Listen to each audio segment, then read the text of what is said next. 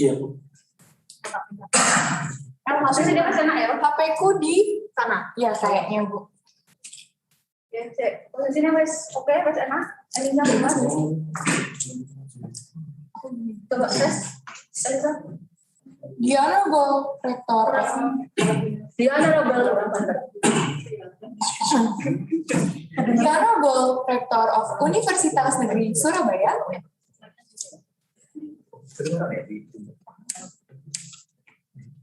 Aku belum minum.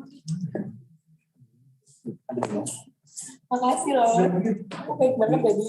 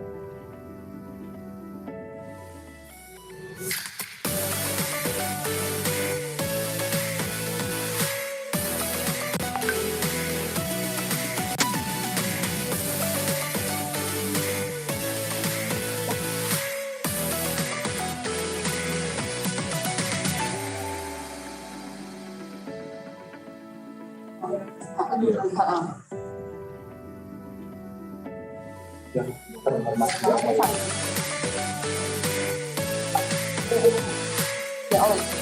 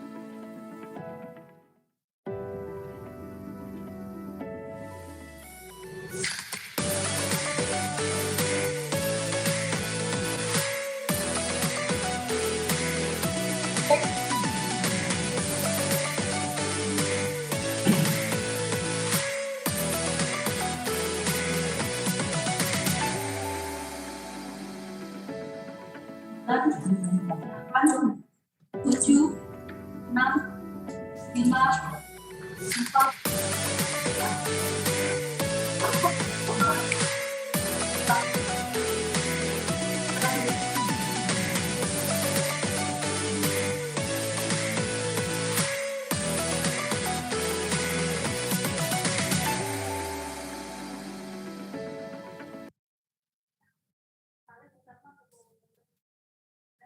Assalamualaikum warahmatullahi wabarakatuh.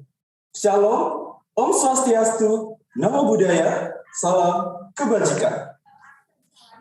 The Honorable Rector of Universitas Negeri Surabaya, Profesor Dr. Nur Hasan MKes, who will be represented by Dr. Sujarwanto MPD as Vice Rector Universitas Negeri Surabaya.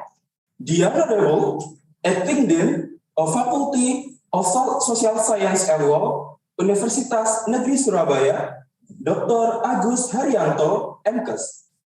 The Honorable for all the Vice Dean of Faculty of Social Science and Law, Universitas Negeri Surabaya. The Honorable Conference Chairman Dr. Bambang Sigit Widodo SPD MPD, and for all the honorable speakers, Professor Muhammad Ribani Bustami PhD from the Development and Organizational Sociology, University Science, Malaysia, Professor Jian Bangdeng PhD from Tamkang University, Taiwan, Professor Dr. Habil Barbara Fallon Willig from the Institute of Applied Geosciences, Technische Universität Berlin, and last, Professor Dr. Zuhairah Arif binti Abdul Ghadas from Business Law, Contract Law, and Comparative Law, University Sultan Zainal Abidin, Malaysia. Good morning and welcome all the lecturers, presenters, and participants of the International Conference of Social Sciences and Law with the topic Towards the New Normal, Challenges and Innovation in Social Sciences, Education, and Law Development, Universitas Negeri Surabaya, 2021. Ladies and gentlemen, I'm Dimas Agung Firmansyah, along with my partner here, Eliza Tirmaida, delighted to be your master of ceremony for this event. Before we start, allow us to inform you about our agenda for today. At the beginning, we will be singing National Anthem Indonesia Raya and followed by Mars Unesa and recitation prayer. There will be also a welcoming speech from the conference chairman and Vice Rector of Universitas Negeri Surabaya, and continued with our 10 minutes break and plenary session. Ladies and gentlemen, we would like to remind you to please mute your mic and turn on your camera. You may unmute when the committee asks or allow you to do so.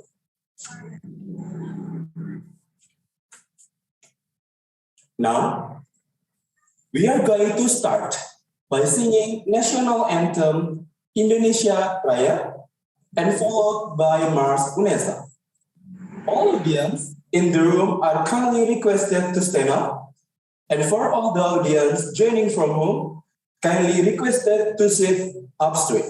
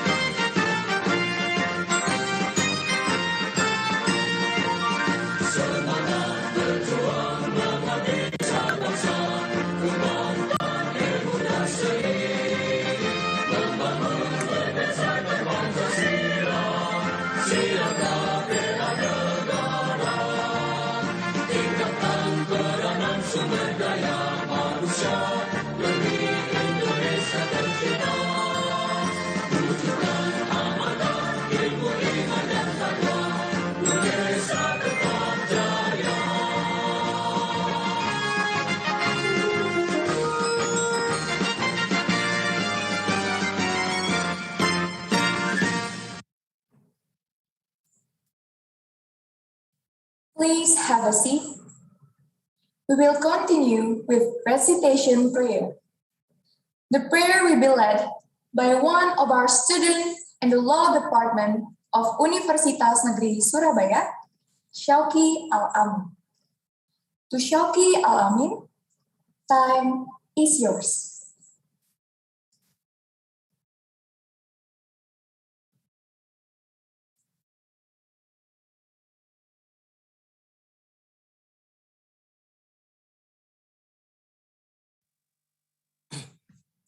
Assalamualaikum warahmatullahi wabarakatuh. Ladies and gentlemen, let's pray by our faith, our beliefness with the bowed head. Our attention is focused to Allah subhanahu wa ta'ala. All five sins of humans organ like hearing, seeing, even thought acts, as well as feeling are all to be concentrate only to God, Allah subhanahu wa ta'ala. Let me read the dua for the Muslim. Start pray.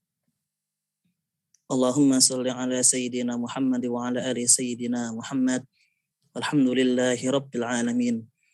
Allahumma ya wahid ya ahad, ya wajid ya jawad. Salli wa sallim wa barik ala Sayyidina Muhammad wa ala alihi Sayyidina Muhammad fi kulli lamhatin wa nafasin mi'adati ma'lumatillahi wa fuyudatihi wa amdatihi. Ya Rabbana Allahumma salli sallimi ala Muhammadin syafi'il umami al-ali wa ja'alil anama musra'in bil wahidiyatil Rabbil Alamin. Ya Rabbana ighfir yasir iftah wahdina qarrif alibainana ya Rabbana. Hope that our damage and damaging moral, including that of society and especially our own, will soon be rehabilitated to be a good and a fruitful one by Allah subhanahu wa ta'ala. Finish. Thank you for your attention. Assalamualaikum warahmatullahi wabarakatuh. Thank you to Syauqi Al-Amin. We will be hearing the report of this activity. From Conference Thailand, we would like to invite Dr. Bambang Sigit Widodo, SPD MPD, to deliver the report. To Dr. Bambang Sigit Widodo, SPD MPD, time is yours. Thank you for Master of Ceremony. Assalamualaikum warahmatullahi wabarakatuh. Salam sejahtera, Om Swastiastu, Namo Buddhaya, salam kebajikan. Good morning from Surabaya, Indonesia. The honorable speakers, faculty members, and participants, we would like to welcome you to the first International Conference of Social Sciences and Law, with the topic toward the new normal, challenges and innovation in the area of social sciences, education and law development. This is the first edition of the International Conference in this field, hosted by Faculty of Social Sciences and Law, Universitas Negeri Surabaya. This conference will be held for 2 days, from 10 to the 11 October. The Honorable Professor Dr. Nur Hasan, MKes, which on this occasion was represented by the Vice Rector for Planning and Cooperation, Bapak Dr. Sujarwanto, MPD. How are you, Bapak Sujarwanto? Thank you, Dr. Thank you for your coming. Thank you very much. Morning. We thank you for your advice and support for this international conference. In this occasion, we invite prominent speakers of expertise in the subject to share their insight for the relevant topic and ideas. So we extend our gratitude to the speakers of this conference. The first, Professor Dr. Rifani Bustami, PhD, from University Science Malaysia. The second, Professor Jiang Pang Deng, PhD from Tamkang University, Taiwan. And the third, Professor Dr. Habil Barbara Thailand Willige from Technische Universität Berlin. And the last speaker, Professor Dr. Yuhaira Arif binti Abdul Gadas from University Sultan Zainal Abidin, Malaysia. Once again, we thank you very much for your willingness to attend this conference. Ladies and gentlemen, this event hopes to exercise new discoveries based on touch, discussion, and synthesis of results, both tangible and abstract. Academic collaboration will accelerate the success of this matter. This forum will be ended tomorrow, but the collaboration will continue until there are results that truly benefit local and international communities. Around 160 presenters will discuss their ideas and findings during this conference, which will be published by Atlantis Press. So we hope that this conference will give a meaningful impact to the social sciences and law developments. And finally, as the chairman of the first international conference of the Faculty of Social Sciences and Law, I congratulate and thank you for your participation, even if it is entirely online. May God bless us for our good intention through our participation in this conference. Thank you. Assalamualaikum warahmatullahi wabarakatuh.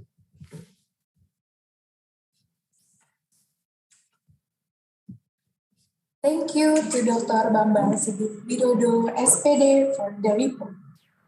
Next, we would like to invite Rector of Universitas Negeri Surabaya, Professor Dr. Nur Hasan, MKes, who will be represented by Dr. Sujarwanto, MPD. To Dr. Sujarwanto, MPD, time is yours. Thank you, MC. Assalamualaikum warahmatullahi wabarakatuh. Waalaikumsalam warahmatullahi wabarakatuh. Salam sejahtera untuk kita semua. Om Swastiastu, Namo Buddhaya, salam kebajikan. Good morning, honorable speakers,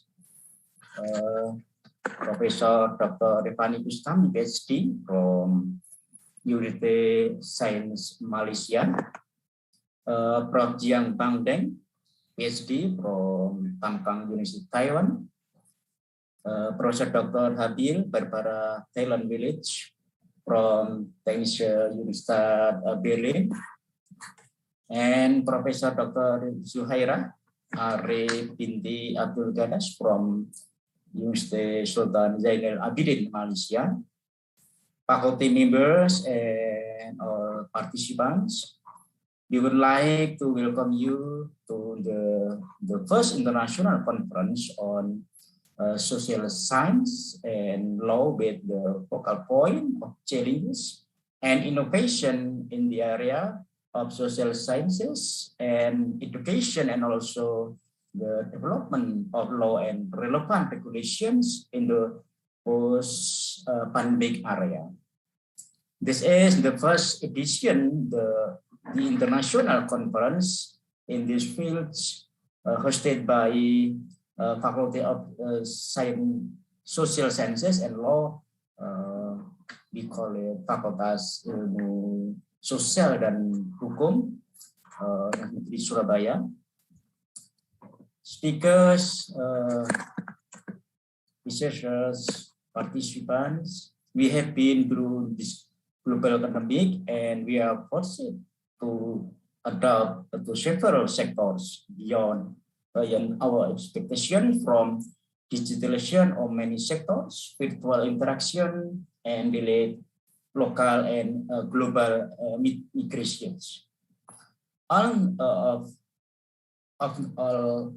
the crisis, we have achieved and invented many things. We call it as the handling pandemic, humanitarian activities. We have come to new findings and innovation from research with the strategies on disaster mitigation, digital waves, and so forth. This new order of social change is emerging and inevitable. This pandemic brings challenges for us and also opportunities to innovate in various sectors and fields on the progress of our nation. Distinguished ladies and gentlemen, Europe has accelerated with the new Society 4.0. China has set global targets with its One Belt and Road initiative.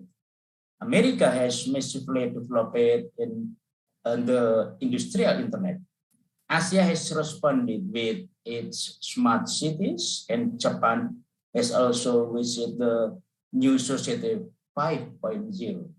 Internet of Things, artificial intelligence, robotic, big data, blockchain, these trends are meeting at the same time, affecting the established social order to the new social order, leading to a more dynamic social interaction.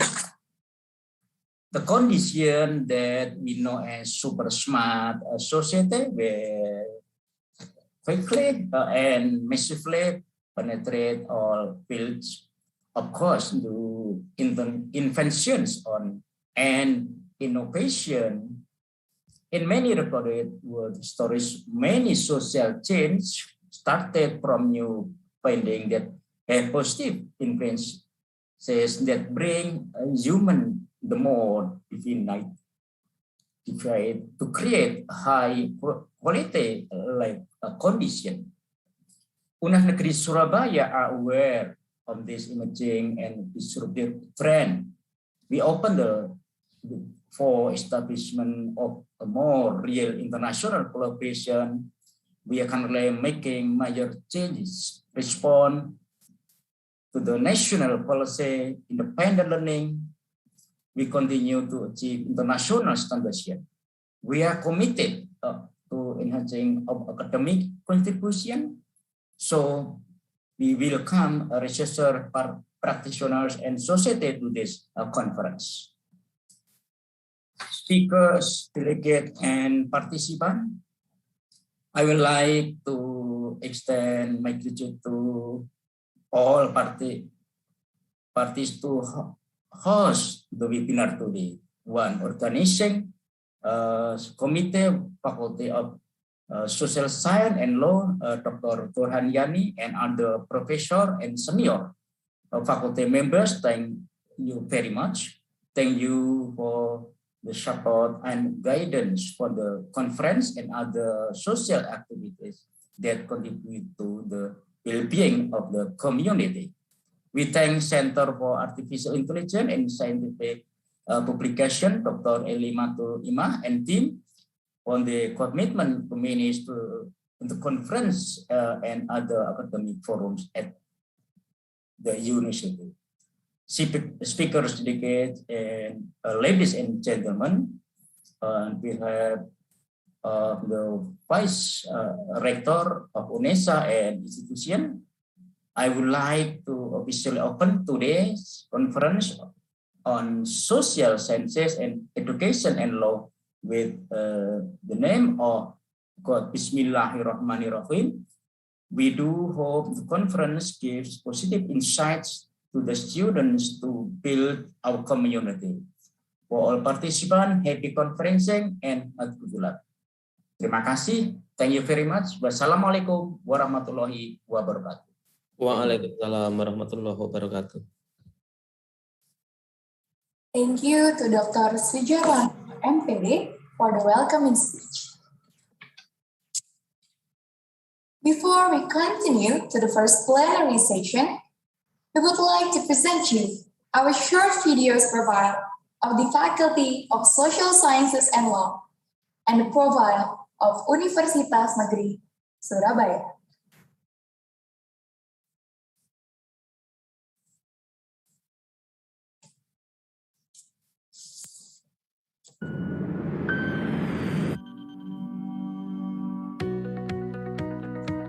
A campus from the best city in Indonesia. A city with a long history of struggle and heroism.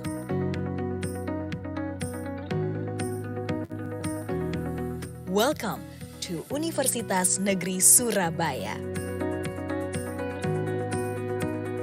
Founded in 1964 as a teaching institute for education under the name IKIP Surabaya, to be an educational institution that carries the mandate as a university that produces educators, along with the development of educational needs in the vast globalization era.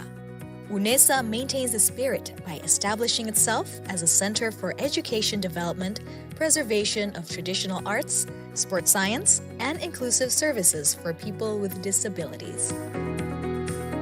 Growing to be a leading university, UNESA now manages 7 faculties, consisting of 73 undergraduate study programs and 23 postgraduate study programs. Faculty of Sports Sciences.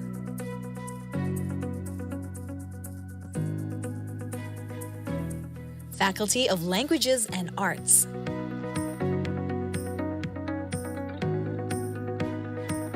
Faculty of Education Sciences.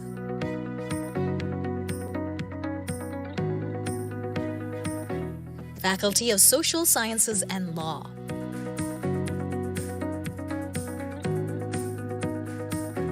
Faculty of Economics.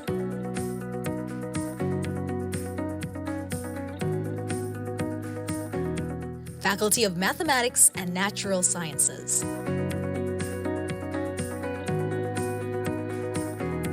Faculty of Engineering.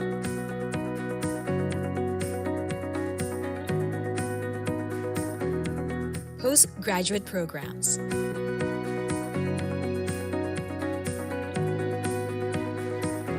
Managing 2 fields of study, education-based and non-educational study programs. UNESA is committed to improving the quality of education, fostering scientific traditions in research, promoting the spirit of community service, collaborating with stakeholders, and performing excellent, transparent, and accountable services.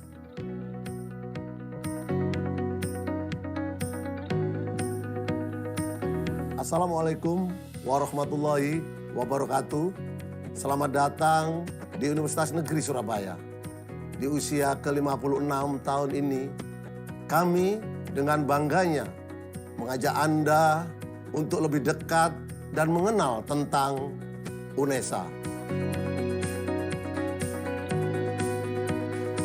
Kami terus berkomitmen tidak hanya menyelenggarakan pendidikan terbaik bagi tenaga pendidik profesional masa depan, juga sangat berfokus untuk menciptakan lulusan yang berkarakter, tangguh, kreatif, inovatif, dan mampu berkolaborasi pada siapapun, berbudaya yang humanis dengan spesifikasi yang unggul dalam hal seni, olahraga, dan pendidikan disabilitas yang komprehensif.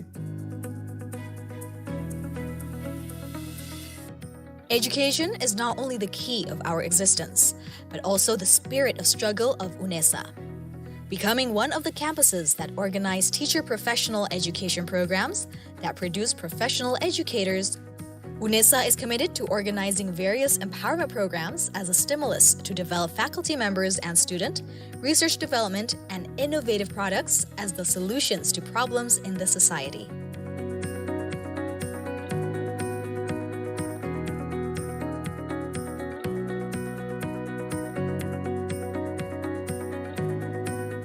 UNESA, House of Champions, a supportive ecosystem in producing competitive and well-qualified human resources with global perspective to compete on both national and international levels.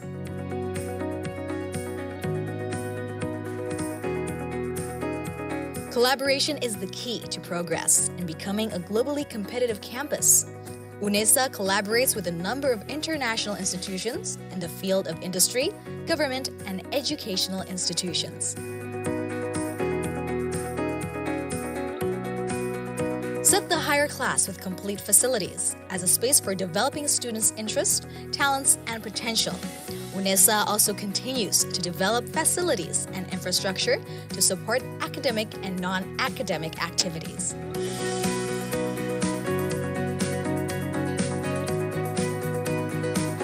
Futsal International Sports Arena, Container Students Dormitory, Sports Center, Language Center, Graha UNESA, Student Activity Center, Jogging Track, Equestrian Field, International Basketball Arena, Student Activity Units,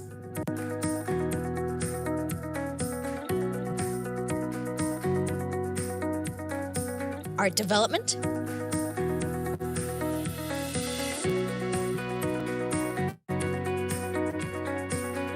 Character and Personality Building,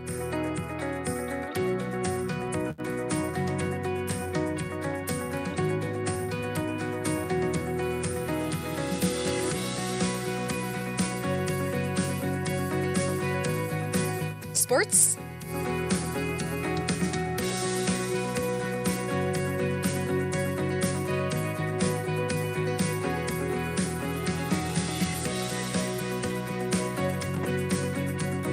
Outdoor activities.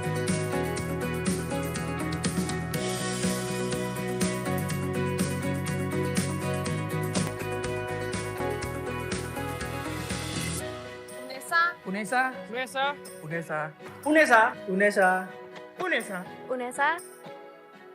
UNESA, satu langkah di depan.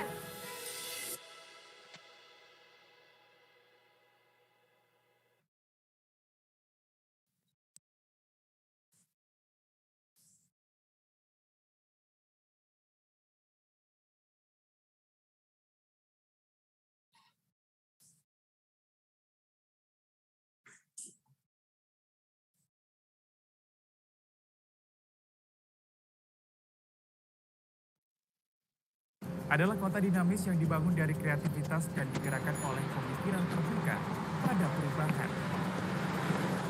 Daya saing itu dibangun dari institusi pendidikan yang menyiapkan insan-insan inovatif.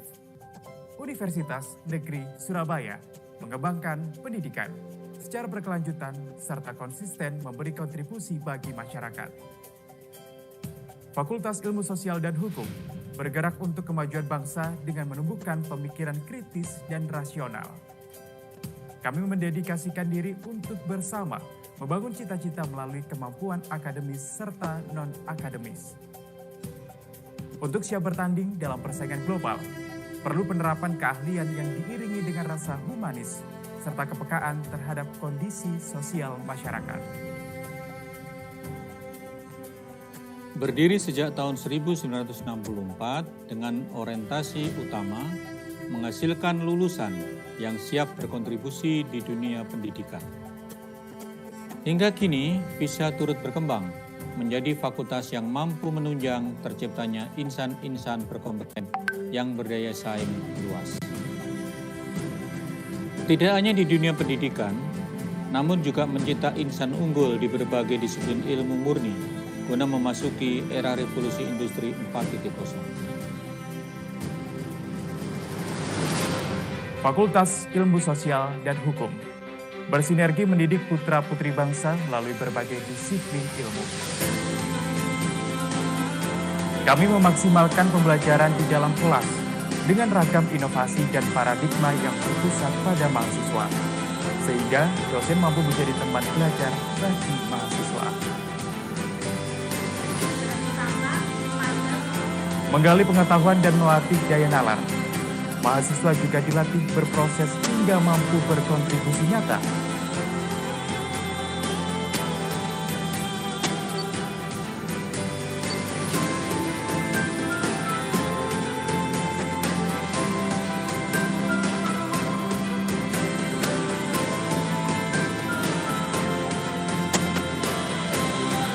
Dinamisnya interaksi manusia adalah pendorong kami terus mengembangkan ilmu pengetahuan.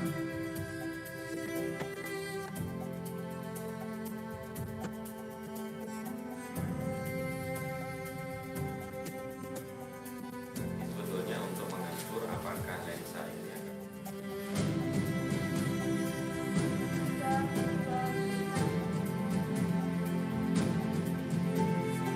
Keterampilan dan keahlian di bidang masing-masing menjadi bekal yang memperkokoh visi FISHA untuk menjadikan lulusan yang berdaya saing, memperkuat pendidikan yang berkarakter.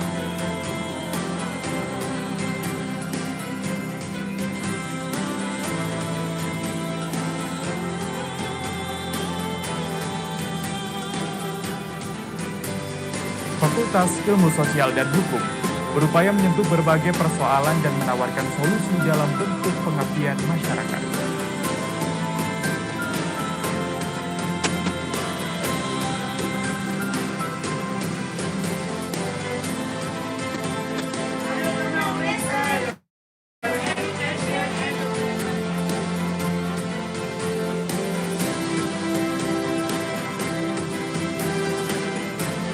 Kampus turut berkontribusi menyelesaikan problematika masyarakat, mengamati ragam fenomena sosial, mengkaji dan menyusunnya menjadi karya penelitian.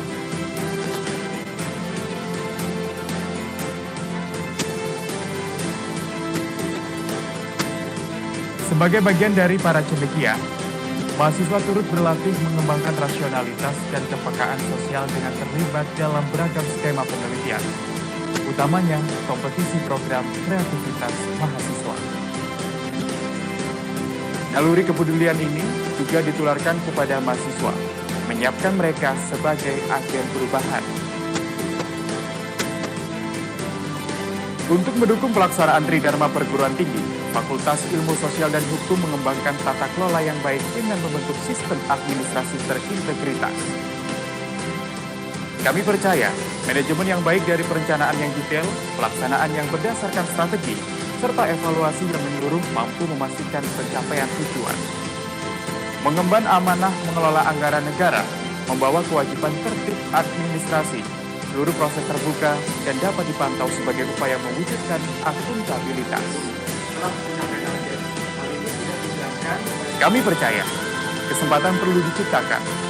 Kolaborasi dengan pihak lain mampu membuka peluang menuju kemajuan.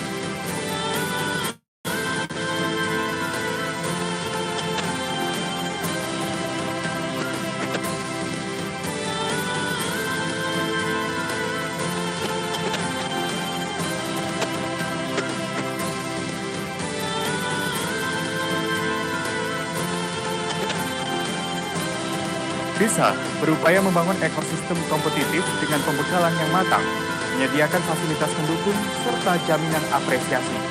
Karena kami percaya, setiap kemenangan adalah pembentuk kejayaan besar bangsa.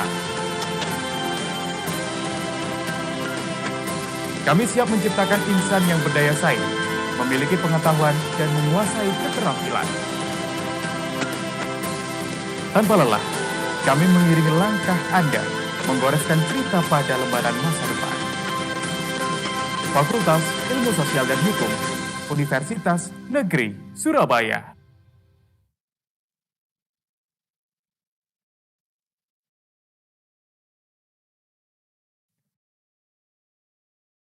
Ladies and gentlemen, in a moment, we are going to continue to the plenary session. This plenary session will be held in two sessions and led by our moderators. The first session moderator is Mr. Arinto Nugroho, SPD SHMH. Mr. Arinto Nugroho, SPD SHMH, was graduated from Universitas Airlangga for his bachelor's degree and master's degree in law. He is currently lecturing in Law Department, Faculty of Social Science and Law, Universitas Negeri Surabaya.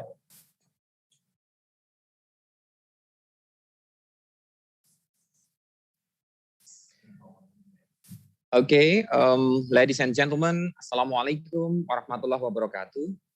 Good morning, Shalom, Namo Buddhaya, and Salam Kebajikan. Welcome to the International Conference of Social Science and Law by Faculty of Social Science and Law, Universitas Negeri Surabaya. My name is Arinto Nugroho. I am the faculty members of Law Department, Universitas Negeri Surabaya, and I will be serving as your moderator today. Ladies and gentlemen, the COVID-19 pandemic that has hit almost all countries in the world has changed many things, from social life to the regulation of various issues related to the handling of COVID-19.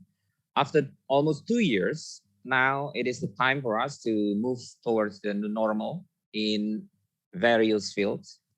And it's a great honor that today we'll discuss about the post-COVID-19 pandemic from the social, educational, and also legal perspective. Here with us, we have two prominent invited speakers. The first one is Professor Muhammad Rifani Bustami, PhD, from Center for Policy Research and International Studies, University Science Malaysia. Assalamualaikum, Prof. Rifani.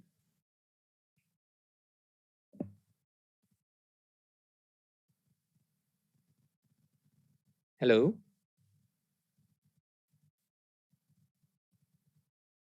Waalaikumsalam warahmatullahi wabarakatuh. Thank you for having me. Thank you. It's my pleasure, Prof. And then the second one, we have Professor Zuhaira Arif Abdul Ghadas, LLB MCL PhD from Faculty of Law and International Relations, University Sultan Zainal Abidin, Terengganu, Malaysia. Assalamualaikum, Professor Zuhaira. Waalaikumsalam, Arinto. Thank you so much for being with us today to talk about the post-pandemic COVID-19 pandemic. Ladies and gentlemen, before we begin, I want to take a few minutes of your time to share the information about this session. Each invited speaker will have a total of 30 minutes for their presentation.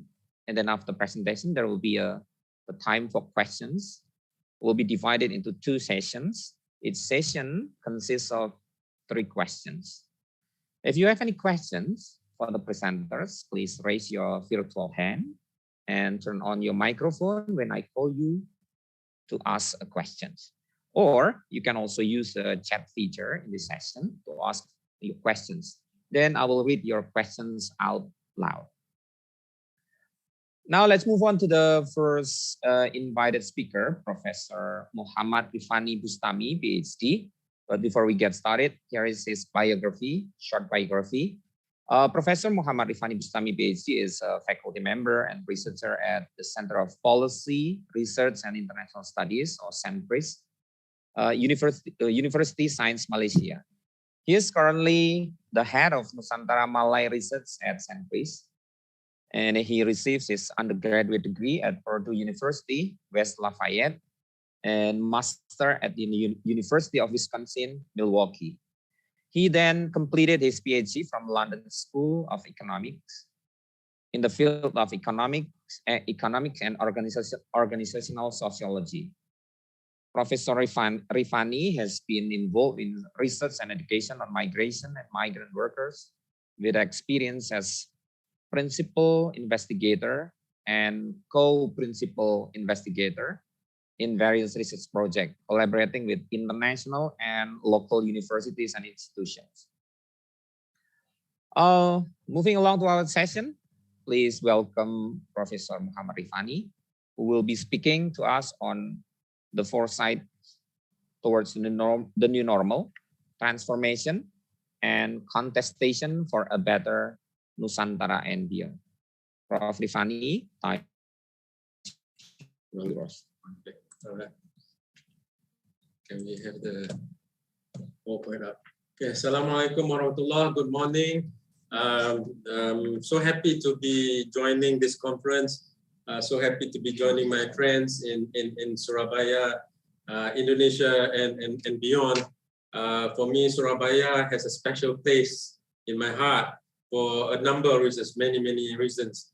Of course, Surabaya is the city of warriors, city of heroes, right? Kota pahlawan. Yeah? Surabaya is also the city of the Sunan Ampel, Sunan Bungkur ada di situ. Jadi it's special. But for me, Surabaya is special for another reason, very personal. When I was born, my father was in Indonesia to help bring the peace mission between Indonesia and Malaysia after Ganyang Malaysia incident, right? So when I was born, he was there. And back in 2018, when I was in Surabaya, my father passed away. So for me, I feel that I'm there to continue the mission of my father, to bridge, to rebuild, to revive the brotherhood, the solidarity, the persaudaraan, persahabatan of Nusantara. And to me, Nusantara, I'm the head of Nusantara Malay Archipelago Research in Center for Policy Research International Studies. For me, Nusantara is the space where we were once one, right, before the colonizers came. Philippines, Indonesia, Brunei, Malaysia, Singapore, parts of Thailand as well, even up to Cambodia, right, was part of Surabaya, part of Nusantara. So I'm honored, I'm delighted, I feel very privileged to be invited to this conference. And thank you very much. I find that UNISA is a very well established, and yet maintaining its warmness, the warm-heartedness of Nusantara, of Indonesian culture, of people. It has that vision to move forward. It has the vision, the credibility to establish research centers. Yeah, and I find UNISA, starting from an institution that focuses on education, that has grown so much, so extensively. So that is something that I really respect. I really treasure to see my brothers, my sisters in Indonesia, in Surabaya, in UNISA, have flourished so well. So thank you very much. I'm honored for this invitation. Let me begin with my presentation. The title of my presentation is Foresight Towards the New Normal, Transformation and Contestation for a Better Nusantara and Beyond. So this presentation will look at a number of issues, number of concepts, including foresight. Foresight is basically the part of the future studies where we look at trajectories of possibilities, possible futures. Yeah? So we anticipate different futures, and then we move forward with the anticipation, with the consciousness that there can be different possibilities of the futures, and then we prepare for that different scenarios, different possibilities. And I also submit the idea of transformation and contestation as an integral part of my presentation, because the transformation and contestation for a better Nusantara, as far as paradigm is concerned, is very crucial. If we have decided on having this operating in the same paradigm as we were operating before the COVID-19 pandemic, then we might be stuck and we might be facing the same problems of COVID-19, of the pandemic, or even other pandemics that may come, right? So we need to start thinking, challenging, transforming our paradigms of living, our paradigms of economy, our paradigms of designing a life, designing a society, our paradigm of science. Yeah. So we will be addressing all this. That will be the framing of my presentation today. We'll move to the first slide. The audio and all that. The audio, that's all. Okay. Now, COVID-19, I adopt a divine/natural super disruption. The discourse of disruption has been in the mainstream of many literature, right? Businesses talk about the economy, talks about it, and then we have the IR 4.0, we have the society 5.0, as mentioned by the moderator in the conference, right? So the idea of disruption is here, but then this little creature that has been sent by the universe, by God maybe, it has really disrupted our life, it has really disrupted the economy, disrupted the society, disrupted our health, disrupted the government, right? But it is a time, when I state that, when a great crisis erupts, it is an opportunity to reimagine how to begin again. When a great crisis erupts, it is an opportunity to reimagine on how we want to proceed on, how to begin again.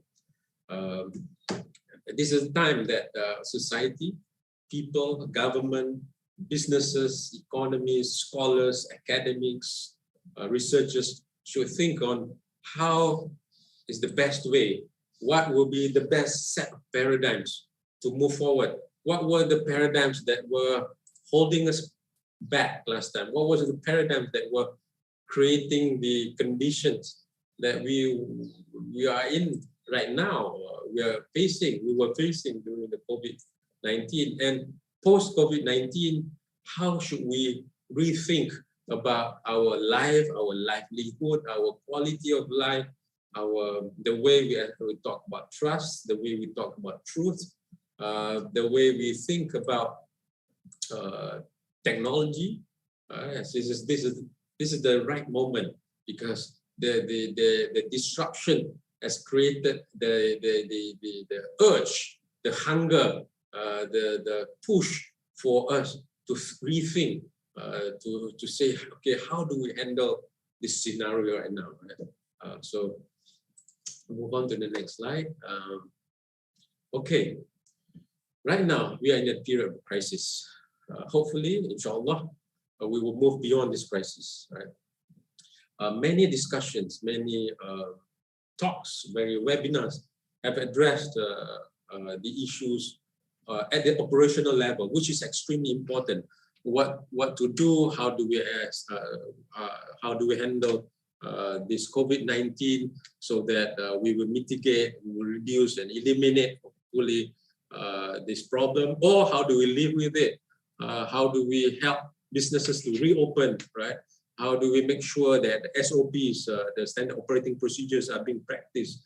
How do we ensure public health has been maintained, has been safeguarded, right? There are a lot of things that have been discussed, that have been debated, in fact, right? At the operational level, and it is important to address these issues. These issues are short-term, but still urgent and important for us to think, to develop solutions, right? And in my presentation, I will not be focusing on the operational level of this crisis. Right? I'll be moving towards a deeper level of discussion, a deeper level of deliberation. I will deliberate on the foundational generative conditions and causes. So if you look at the iceberg, the problem, the manifestations are at the surface level, right? But at the bottom of this reality, there's some other foundational realities that we must address. And I argue it is at the paradigm level that we can shift towards a better long-term scenario, towards a better long-term future.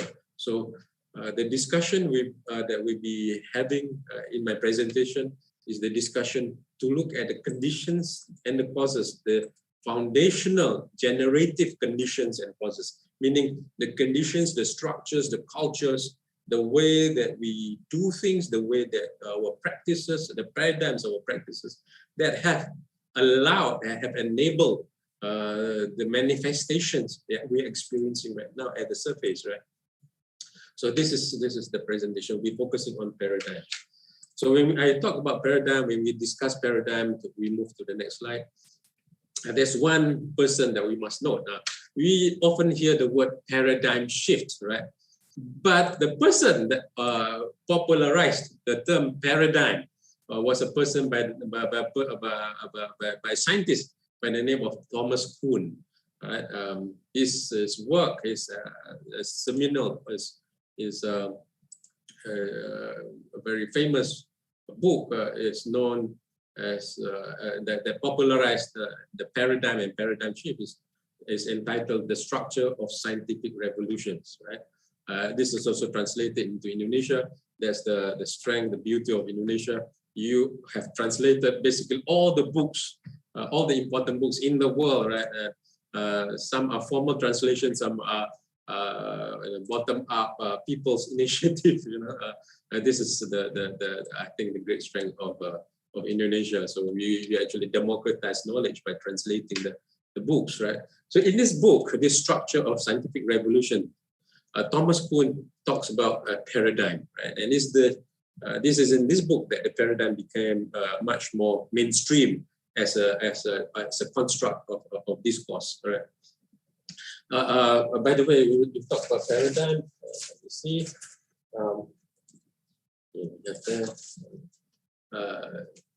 talk about paradigm. We discussed this book in the book that we wrote on Islamic social science research methodology, talking about paradigms in there. We address these issues, Islamic social science research methodology. So in this book on Structure of Scientific Revolution, that's what we're talking about. In this book, Thomas Kuhn explores and argues about the idea of how science advances in reality. In actuality, how does science really advance? How does science really transform, right? So he challenges the idea of what the common logical argument that has been put forth by society, by the general public. The general idea is that if you look at the slide there, right? The general view that people have about science is that we have observations to be made, right? So suppose the observation at the balls. So we are like this little child, or this boy or this girl, who are picking up different things. We are looking at analyzing the reality out there, right? So there are green balls, there are blue balls, there are yellow balls, there are red balls, and see how the balls are rolling, how the balls are being grouped, right? But Thomas Kuhn said, no, this is not how science works. Under normal science, which means normal condition, right? Science doesn't operate that way. Science actually operates within a box, right? The scientific box, the mental box of the science. So we pick up the balls, we put into the box, right? Because it fits into this box of science, this paradigm that we have, right? So if the world revolves in a certain way, we look at the stars, yeah, it fits into our paradigm of how astronomy works, right? And we look at the reality, it picks up the data fits into the paradigm of the science, which we call normal science, right? And this is the conventionalist view of world of the scientists, right? But what happens is if that box with a round shape there, encounters different shapes, right? Different shapes or different sizes, right? You have squares, we have cubes, we have oblongs, we have cylinder, and suddenly the normal science cannot explain, the paradigm, right, cannot explain this data, this observation, right, this phenomena, right? And then how does normal science describe it? They call it anomalies. We found anomalies, right? Keganjilan, keanehan, right? These are anomalies. Right? If you look at the stats, right, all the stats follow this graph, and then suddenly there's something else. We call it outlier. We remove it from our analysis. Right? That's an outlier. It's just some crazy phenomena, something wrong with our sampling, something wrong with the instrument, right? So it's impossible. It's impossible. It is implausible, and it's not within a plausible realm of explanation. It's not logical, right? But what happens if you look at the picture there, right? If there are a lot of this coming in, like different shapes and sizes and colors, right, pouring in, right?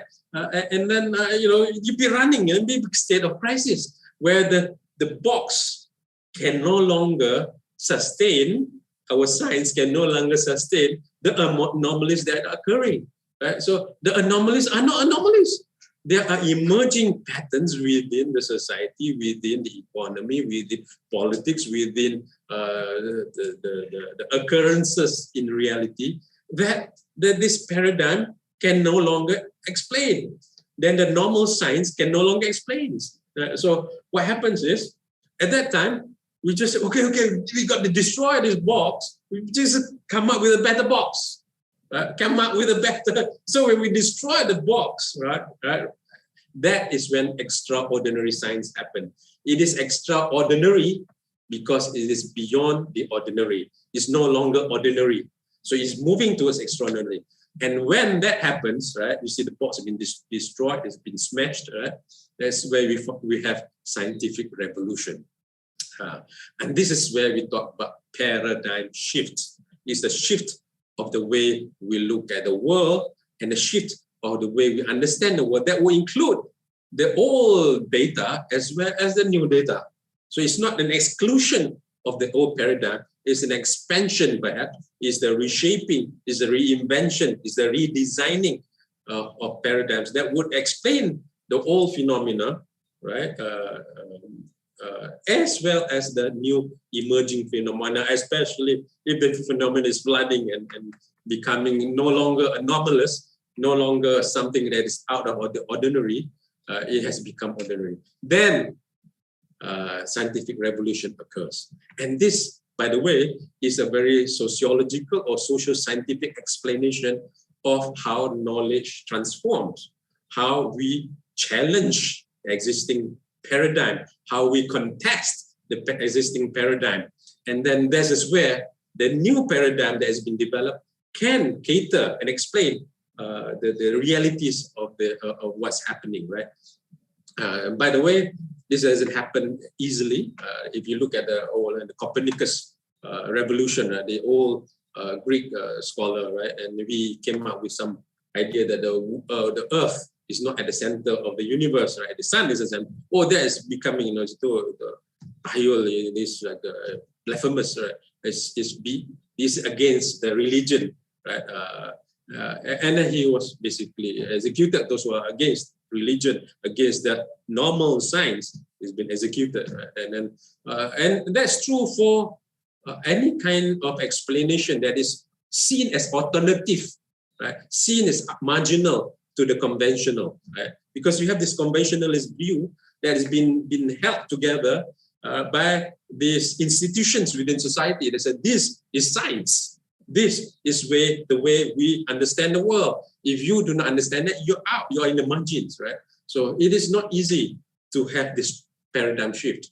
It's easy to talk about paradigm shift. It's not easy to actually implement paradigm shift. So let's talk about paradigm shift right now, right? So let's go to the first one. Now, paradigm of livelihood and quality of life. And this is like a big issue, huge, right? I mean, we talk about moving from the pandemic into the endemic, right? We want to liberate the economy. How do we, how do we have we revive livelihood, rezeki, punca pencarian makanan, punca makan itu. And how do we maintain quality of life? Revive this our society as it is, right?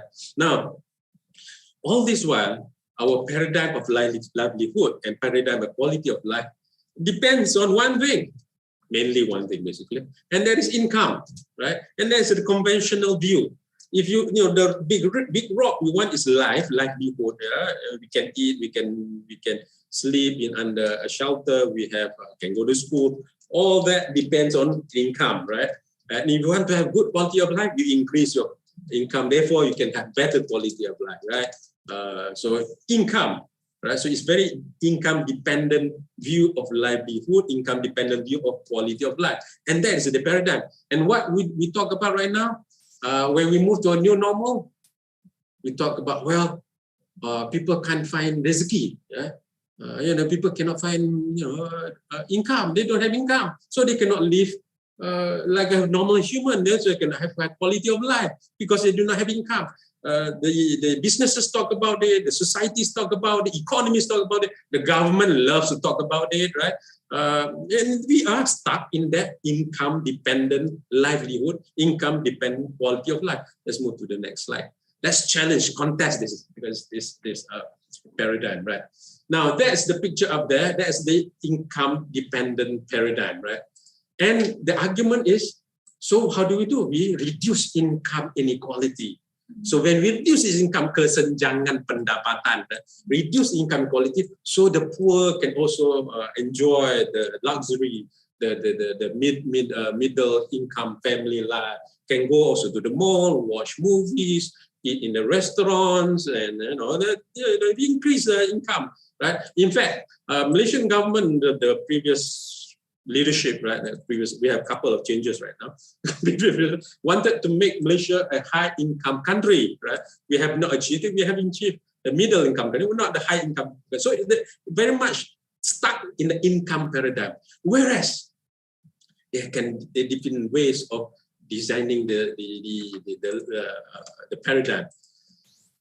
I posit that the income inequality, the income paradigm should be shifted to the non-income dependent inclusivity and accessibility to quality of life, which means we can have a good life, we can have quality of life without depending on income alone, right? So instead of constructing stone by stone, we construct a pyramid, right?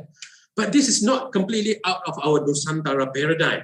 The Nusantara paradigm, if you look at the whole structure of Nusantara, we do not promote private property as much as the Western capitalist-led imperialistic paradigm. We build commons, we build wakafs, we build public goods. And look at Yogyakarta, right? We have we have Abdi Dalam who is willing to give their service for 15,000 rupiah, right, per month, right? Just to give service to the Kraton, to the palace, to the king, to the sultanate, right? And the sultan in return allow them to stay around the palace. And in fact, the sultan doesn't privatize his property. He actually shares his property together, even with UGM, Universitas Gajah Mada, is sitting on the land of the sultan.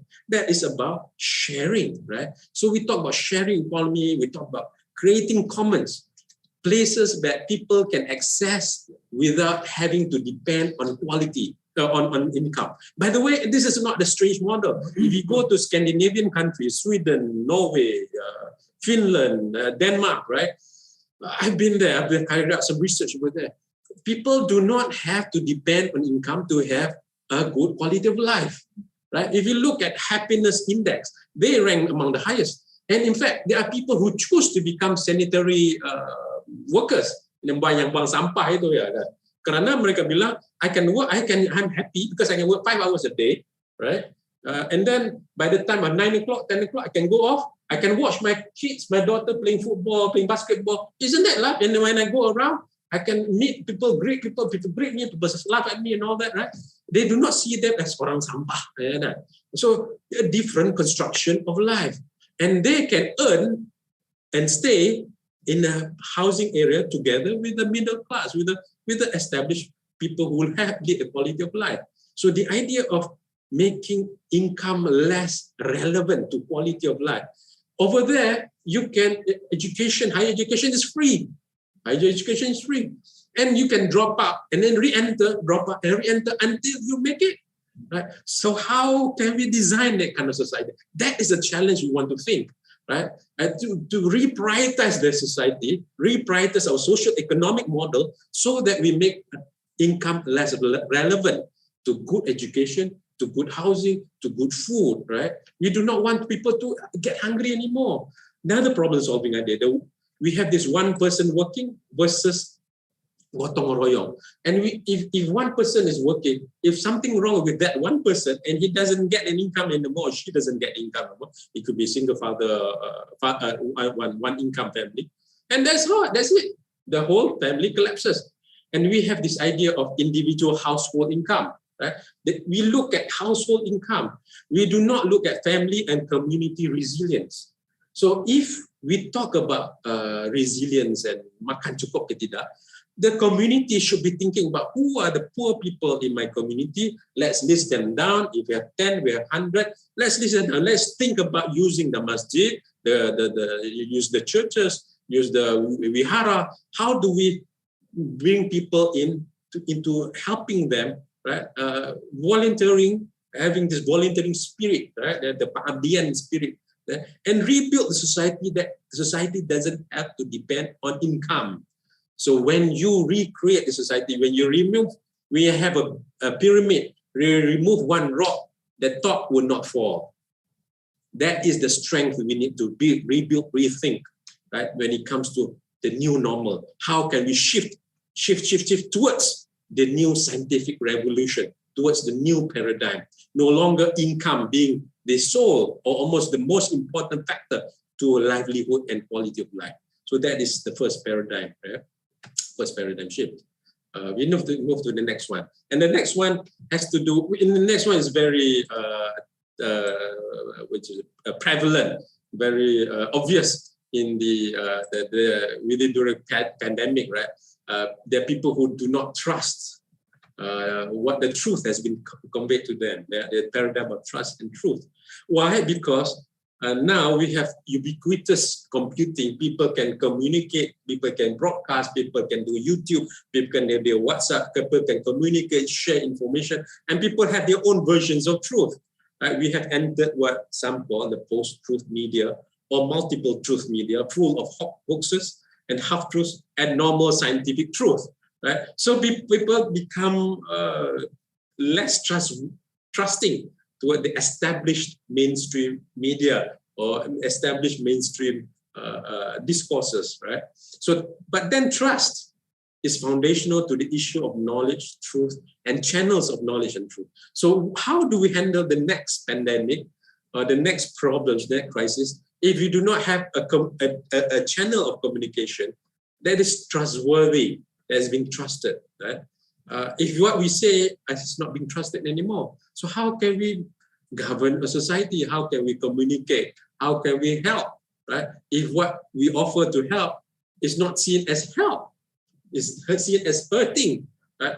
What we see as a cure or a prevention is seen as a poison or as a conspiracy, right? And there are a lot of conspiracies out there, which is true too, right? Which is not conspiracy, they are true too. So, and there are evidences on this side, on their side. And if you look at this picture there, right, the truth, right? And if you look at the same thing, but we have this torch, the spotlight, one spotlight, two spotlight, right? And the one side you see a circle, that's true. The other side will see a square, it's also true. But they do not have the complete truth, right? The truth is not really seen completely, right? And it's not false either. Right? So this is the challenge of this paradigm, right? And we are facing this paradigm, this crisis of trust. Right? It's shown in our pandemic right now. So we move to the next slide. Now, so how do we shift this paradigm? So what we have right now is a paradigm of trust and truth that is dependent on single spotlight or a single bullhorn, bullhorn, the loudspeaker, bullhorn, bullhorn, tanduk lembu tu, tanduk sapi tu. approach. We speak loudly, we broadcast, but then there's this idea of mainstream and alternatives. And the more mainstream is not functioning, the more people will trust the alternatives, will listen to the alternatives. And we have this problem of this bullhorn and single spotlight approach, where people become much more ideological. There's a tendency to over acceptance. There's a tendency of over rejection. So they accept almost completely, like the prophet's words and the God's summons, God's words. They over reject the accept completely either, right? So we have that phenomenon occurring. Why? Partly because we have the domination or marginalization of channels of information knowledge. So there's only one bullhorn, one spotlight, right? And the rest is seen as false. So, but we see the foresight is that we see beliefs and biases are stronger than facts and logic. When they believe something is more important than logic. And if they're already biased, your logic, you'll be fighting against their biased logic, right? And who says your logic is better than my logic, right? So they have this inbuilt beliefs or biases against the channel or medium of knowledge that is coming towards them, right? So the point here is who you are speaks so loudly that I cannot hear what you say. Who you are speaks so loudly that I cannot hear what you say. Who you represent speaks so loudly that it doesn't matter what you say anymore, right? So it's not about what you say anymore, it's about who you are. Right? That is the message. So we have this crisis of trust in institutions. So people becoming less trustful of institutions. So we move to the next one. It's how do we move to the paradigm shift? So the paradigm shift is actually to move from single bullhorn, single spotlight approach to multiple spotlights, multiple lighthouses approach. What does it mean? We need to create that fair and ethical space for all key voices to come together, to converge. Listening, convergence of platforms, not one platform for one voice, one platform for one party. Channel station TV ni ada orang dukungnya orang ni. Station TV, you want to watch this, you watch Metro. You want to watch this, you watch TV One. That's problematic, kan? Sorry. I know Indonesia a bit too much. The same in Malaysia too.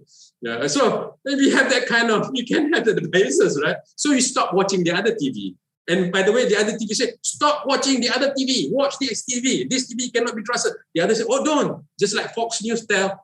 People do not watch CNN. The CNN say, oh, well, we come up with this TV channel called Reliable. We attack reliable sources, right? We attack the Fox News. So we keep on attacking is a bullhorn approach, the spotlight, single bullhorn approach. So what we need is the convergence, bringing together different voices in one platform. And the platform must be ethical, the platform must be fair. Now, university academics can play a vital role. Because university academics is unknown. I know we have different partisan biases as well, but generally university academics can play a role, right? Not all of them, but many, right? We can be critical and can be constructive, and we should continue to uphold that role. We should continue to play that role, especially in preparation for the next scenarios, right? So what does it mean? It means moving to a multiple spotlights and lighthouses. Spotlights. So before you have one spotlight, now we have multiple spotlights. So people can see reality as a whole. And not just that, you need to be a lighthouse too. So lighthouse shine the light all over. You are not just critical to one part saja. You're also critical to the other part. You shine all lights all around. So 180 degrees of rays of light shining all around. And the lighthouse metaphor is a powerful metaphor because the lighthouse metaphor is a principle-centered metaphor. You might have the greatest ship on earth, right? You might have the battleship of United States, right? But when they come, they might have the best missiles and surface to air missile, but they come to lighthouse, they will have to move away from the lighthouse because the lighthouse is principle-centered, right? Then we must uphold the same principle. Now, this is my point that I want to raise, right? So it's not just, it's about the traditional coming together with the modern. Science must come together with religion. Local must come together with global. Urban must come together with rural. East must come together with West. Young must come together with old. Women must come together with men. So to establish the trustworthiness. So trustworthiness is two things: competency and character. The person must be able to do what he or she should be able to do, right? The institution must be able to do what the institution should be doing, right? But the institution must also have character, must be also credible. And the character now in this era, right, is based on MERS, moral, ethical, religious, spiritual. And do not run away from moral, ethical, religious, spiritual, because that is the strongest voice in any language, in any community. If you do not occupy the moral, ethical, religious, spiritual space, you do not occupy that ground, somebody else will occupy that ground. So it is, the foresight is increasing this, the moral, ethical, religious, spiritual imperative will come to lead science and society, right? And this is the age where we have transcended first wave, second wave, third wave, fourth wave is where spirituality will come back, where religion will come back to lead science, right? Especially in the 5IR. Now we were talking about 4IR, right? 4IR is limited to human being. 5IR is where spiritual technology will come in. So society 5.0 is about smart city. Society 6.0 is about spiritual society, right? And how do we spiritualize the society? How do we make life much more meaningful, life much more aligned with the principles of goodness, right? And by the way, if you do not occupy that one, somebody else will occupy, somebody else will tell you, your country is bad, your country, your economic ranking is bad, your university ranking is bad, I will go to another ranking. So this, the QS, the Times Higher Education, this is one form of institution that's detecting you, detecting our country. The Standard & Poor's, the rating economy of economy, they tell you you're B-, investors will come remove money from you. And that is what we're talking about, the standards of goodness. If you let them control it, they will colonize us again, right? We do not want to be colonized. Enough is enough. Centuries of colonization is enough. We Nusantarans must re-establish our own standards of ethics, our own standards of morality, our own standards of spirituality. And that's what Nusantarization means, right? So by shifting towards a paradigm of multiple spotlights, multiple lighthouses, we are also embracing the MERS imperative into our message. The messaging must be ethical, moral, religious, spiritual. Cannot remove ourselves from this medium. Do not run away from spirituality, right? Do not run away. You got to stick to spirituality because that is the most powerful voice in any community, right? So we will now move on to the next paradigm. I probably will stop at third paradigm, but if we have time, we'll talk about the fourth, fifth. Technology paradigm. This is, you look at this picture, right? This is I think the millennials and the Gen Zs will love this chair, right? They can do, play games and do words and processing and reply the WhatsApp and all that. I also like this chair. If I can have this. But this chair costs more than 10,000 USD, right? But the other technology is this pen and pencil technology. Are we forgetting that technology? Let's look at it. Let's revisit this idea. Let's reflect on the paradigm of technology. Next one. Okay, I've written a book on this is the one. I've written a book together with my postgraduate students. By the way, together with me, there's universities, postgraduate candidates, masters and PhD from UNESA, right? And with afterwards we'll show you, and from UTIRTA as well as UMA. So we talk about how education is being dominated by a paradigm And that is the dominion of digital. If you look at technology paradigm right now, the normal science is prescribing for us to go digital full tilt, to go digital 100%, right? I'm sorry if I go against the policies of the countries, right? I think a lot of countries prescribe to the idea of digital. I'm not against digital as digitalization, right? But we actually have a digital library set up, or Nusantara Wakaf Ilmu Nusantara library that's completely digital, and you have access to it completely, right? But the problem is marginalization of other technologies, right? Can we move to the next slide? I will not delve too much into this because we have written an article, published on this article in this book, right? By the way, the book can be accessed for free.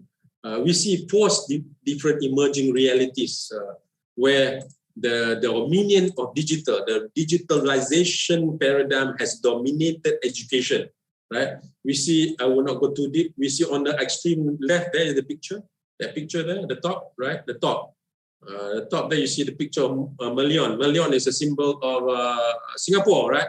By the way, ladies and gentlemen, bapak-bapak, ibu-ibu, tuan-tuan dan perempuan, saudara-saudari sekalian, ini bukannya di Singapura, ini di Surabaya. Di mana tuh? Di mana tuh? Di Citraland, ya, di Citraland. If you look at Citraland, you have that Melion. Itu kiblatnya tuh. The top is succeeding under online digital economy, right? And if you look at the bottom there, bottom bawah itu there's a picture of a campus in Kuala Lumpur, right? By the way, I have some of nieces and all that in international schools.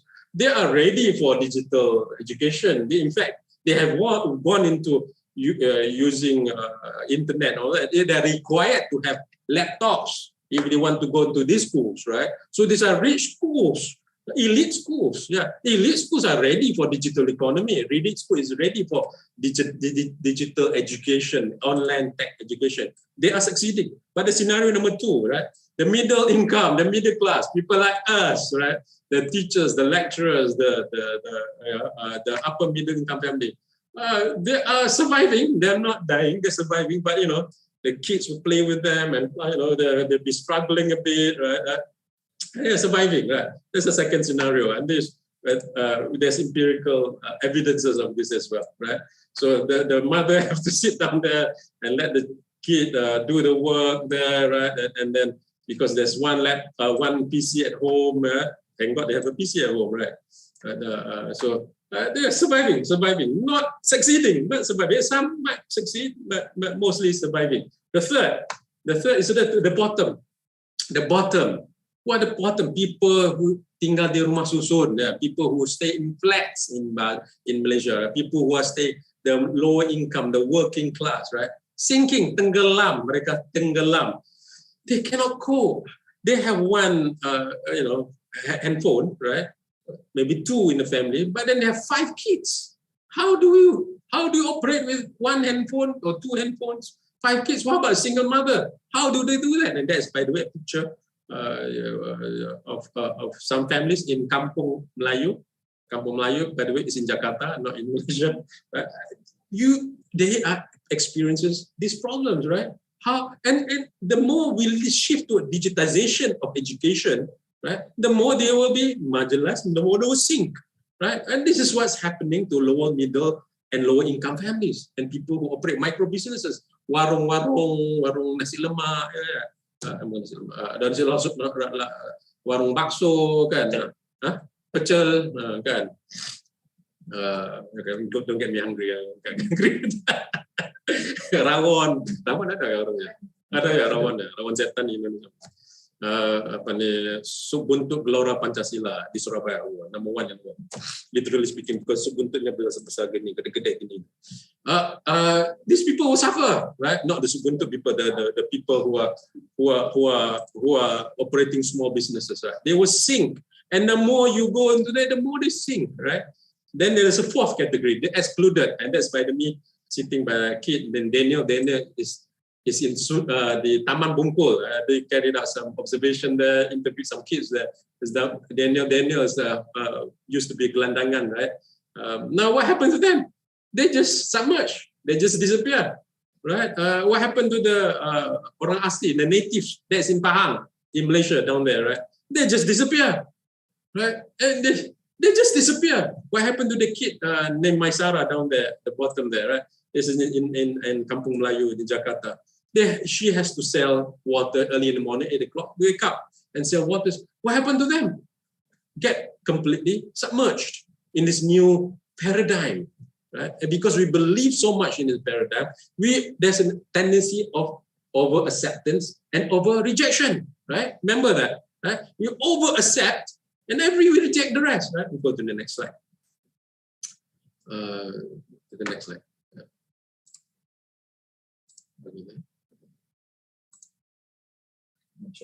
Okay. So by the way, all right.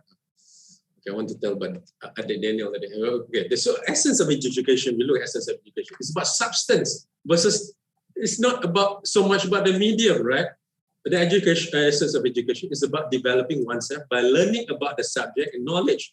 It's the substance versus learning about the medium, developing knowledge based on medium and online tech. But the focus is shifting from learning about the subject and substance to about learning about the technology, how to manage, how to build education around the technology. The lecturers, the teachers will think about how do we do. By the way, Google Classroom, Malaysia, Indonesia ranked #1 in the world in terms of usage, right? But are we the best in terms of quality of education? A question mark there, right? So we need to understand the medium is not the message. The message is the message. And that's Penn Gillett say, right? So COVID-19, the online technology is becoming the new dominant paradigm of education. So we must contest this, right? We do not want the dominant of digital emerging as the dominant paradigm, but no accessibility to technology. So when people do not have accessibility to technology, digital technology, online tech, digital technology, which depends on bandwidth, video devices, depending on knowledge and all that, right? They get de-education, right? So there's a move towards increasing gap of education among the children, among our students, right? So let's move to the next slide. So now the pressure has occurred. So the online tech-centered education is moving. Pressures to design education based on Google Classroom, Cisco Webex, Zoom, Moodle, Telegram, WhatsApp. I understand. I do that as well. I use YouTube. So I think we do not want to exclude. We are not rejecting this technology, but the reliance on digital online technology versus neglecting older technology like books, workbooks, pen and papers technology, and in fact, telephones, right? That's the question. The other day, I met a kid, a teacher called mother. I was at the cafe, one of the cafes in USM, right? The teacher called my mother and I said, oh, what is this? Oh, this is for you. And the kid is only 8 years old. I said, okay, that's nice. The teacher calls, right? So the teacher is finding out how are you doing, right? So the old tech, the phone technology, this phone technology, Nokia, right?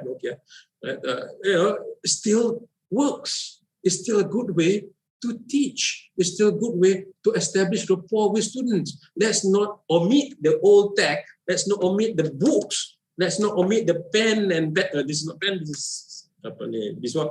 Do not omit all this the old technology completely and completely rely on online technology. Right? And that is the problem. Technology is and should be an enabler. And that's the adoption. The question I asked is, does the adoption of digital online technology as the main paradigm of education increase or reduce problems of learning? Apparently, it's increasing the problems of learning, not reducing. So we go to the next one. We're talking about paradigm shift right now. Sorry for interrupting, Professor. You have 5 minutes left. 5 minutes. Okay, I will conclude with this paradigm. Then I might not have time for the next paradigm. But I'll see. We'll see what happens. So now, we adopt the Nusantara Gotong Royong solution. We Nusantarize education right now. First, we shift to learner-centered education. Hito Goji. By the way, UNESA is education focused. This is very good for UNESA. Right? A program system to enable, encourage, empower different typologies of students to learn. Not online tech-centered education. Maka kita memerdekakan kampus kita dengan memerdekakan diri kita dari kongkongan teknologi yang satu saja. Kita merdekakan diri kita dengan mempelajari dan menggunakan teknologi yang berbagai, yang macam-macam itu kan. Dan kita bawa teknologi yang macam untuk menyesuaikan dengan mahasiswa, dengan pelajar-pelajar itu. So it is about the expansion of all technologies, not just relying on the learning environment is a technology. Supportive, inclusive education using books on open sources, affordable gadgets, right? Affordable gadgets. Maybe they should be given a handphone instead of a laptop, right? A handphone you can communicate. Bisa nggak buat ni? Bagaimana ni? Itu. So home office classroom can be created. And we got to think about solving financial problems of education, create economic conditions that liberate learners, students from the economic chains and deprivation to pursue education. Maybe we should start introducing food for them di sekolah-sekolah ada makanan gitu kan.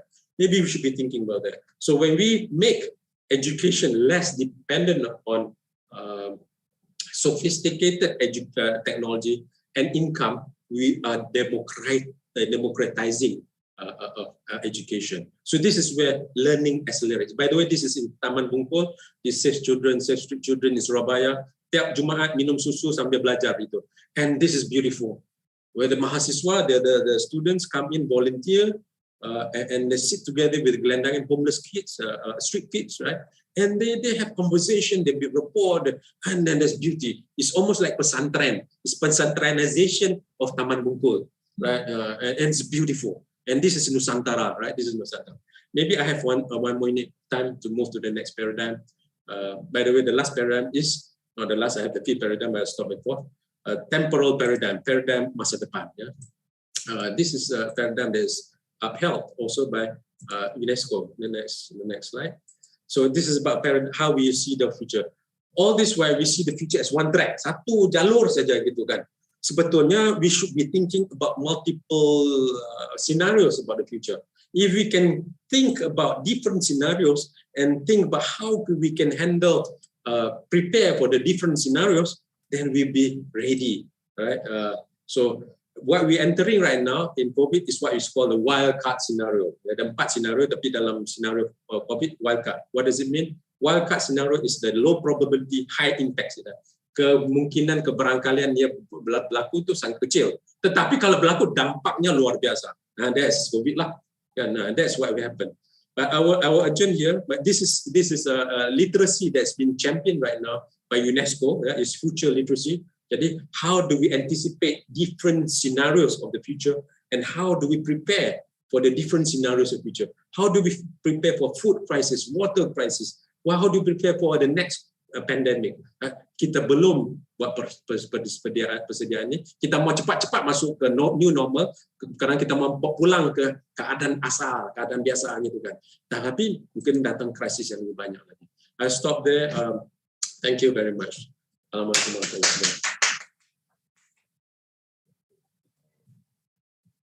Thank you so much, Professor Rifani, for addressing this interesting topic. I think we can easily understand what he has delivered, because what he gave the example, after explaining about the theory, then he gave the example and it's around us. So it's very easy for us to understand, to know what he meant, what he wanted to say about his speech. Thank you so much again, Professor Rifani. Ladies and gentlemen, the question session will be started after the second invited speaker give her speech. And that's why I would like to move on to the next invited speaker. This is Professor Zuhairah Arif Abdul Hadas.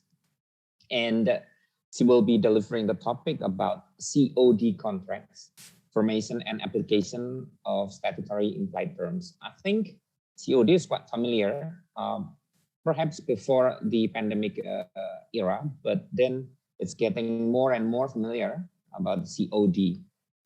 Before she starts her presentation, let me read her short biography. Professor Zuhairah Arif Abdul Hadas is a professor at Fakulti Undang-Undang dan Hubungan Antarabangsa, University Sultan Zainal Abidin, Kuala Terengganu, Malaysia. Her position is as the Dean of Faculty since 2014 up to now.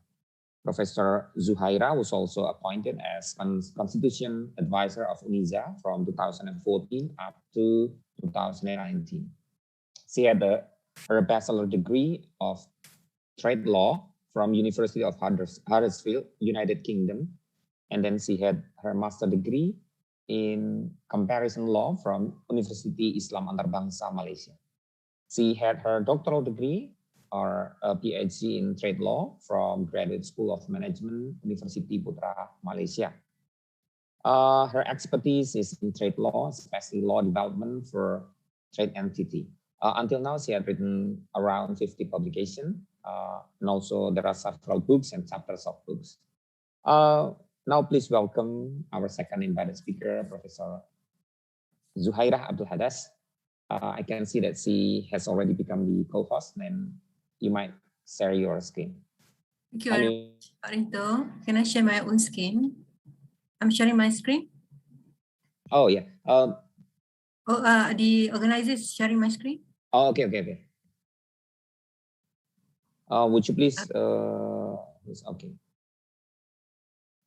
Can you view my screen? Okay. Okay. No, right. We can. Thank you very much. So thank you very much, Pak Rinto, the moderator for today's session, for your kind introduction. Yang saya hormati Profesor Insinyur Nizam, Director General Pendidikan Tinggi Indonesia, Profesor Dr. H. Nur Hassan, Rektor Universitas Negeri Surabaya, Dr. Bambang Sigit, Chairman of the Organizing Committee of ICSSL 2021, sahabat saya Dr. H. Muhammad Turhan, Wakil Dekan 1 Fakultas Ilmu Sosial dan Hukum, Barisan Pimpinan Fakultas Ilmu Sosial dan Hukum, respected fellow invited speakers and colleagues, and also all participants of ICSSL 2021. So I think after listening to Professor, the first speaker, I think is very interesting, like about knowing about the paradigm shift in overcoming issues relating to pandemic COVID-19. Thank you very much, Professor, for sharing your views. I think that everybody have to shift the paradigm now. You have to choose one of the 5 paradigms you have shared. So I'm going to more lighter issues, but I think it's quite common and practical to all of us during the pandemic and also the post-pandemic COVID-19. I think it's going to stay very long. That is the COD transaction. It's a very simple topic which I want to share, but it become a norm now, the new normal in Malaysia, and I believe it's also a new normal in Indonesia. So the title of my presentation is The New Normal, COD Contracts, Formation and Application of Statutory Implied Terms. Now, due to the within the time given to me, I'll try to compress my discussion, my presentation relating to introduction, formation of COD contracts, and then I'm going to the terms of contracts and statutory implied terms, and basically finally I'm going to make some observations as regard to legal issues pertaining to COD contracts. Now, just a short introduction. So, pandemic COVID basically resulted to change in many aspects of life, including the way that we enter into transaction. And due to safety, convenience, and also because of the social media marketing, now people opted more to not to the normal conventional method of going to shops, but moving to online businesses. And also because of the internet and also development of online services, it has created lots of interesting and fascinating way of entering into transaction. And one of the common practice of e-commerce that we adopt is the cash or collect on delivery transaction. However, unlike most of the online transaction, we should basically prescribe the terms and conditions, although we do not read it. For example, if you do your booking, online booking, there are terms and conditions that you click, but you do not really read it. But at least there are terms and conditions that you can rely on if there's any legal disputes. But for COD transaction, it's very, very rare for us to have terms and conditions provided in the transaction. Examples, so I'm just taking up some of the examples from the internet. So you see that these are common type of advertisement for COD. You know, you have food delivery, you have groceries, you have birthday, celebrations, and these are the advertisement that you rely on when you enter into transaction. So if you look at the advertisement, it's very simple, right? It's attractive. Yeah, it's very simple, and you don't really see any terms and conditions on the advertisement yet. This will be the basis of your transaction. I believe that when you look at advertisement, you decided to enter into the transaction without understanding, without knowing what are the implications of the transaction. And you did not realize that there's already a contract between you and the seller when you enter into the transaction. So simple descriptions on COD. So basically based on online advertisement, either in the Facebook, Instagram, or in the websites, any online businesses, and then you place your order, and then you request delivery to be made at specific addresses. And you do not make any payment yet because it's cash delivery. But now we also have collect on delivery, whereby you can pay by credit card or debit cards. And once your delivery has been recorded, right, invoice will be prepared, and then the delivery person will pick up your shipment and then send it to the buyer, and the buyer will then pay upon the delivery. Right. And then there are lots of definitions. I think just to share with you some of the definitions on COD, right? There's no one specific definition given for COD. Transaction which the recipient makes payment for the goods or services at the time of delivery. It's also known as collect on delivery, as it may also include transaction payment by credit or debit cards or any other form of cashless payment. And an arrangement in which payment or purchase is made directly by the purchaser to the person who delivers the item. Right? But despite all the definitions, right, COD contract is actually one of the types of e-commerce, right? Whereby, for example, e-commerce is basically referring to any type of business transaction in which the parties communicate online, right? And there are 8 categories of e-commerce, and as far as COD contract is concerned, it fits in mobile commerce or m-commerce or social commerce or s-commerce, because basically the transaction is using mobile or is using social media. It's based on social media transaction online. Now, so I'm going to go into the focus of my presentation, that is formation of COD contracts. So the perspective that I'm sharing is the Malaysian perspective. So as in any other contracts, right, for COD contract is also based on contract law.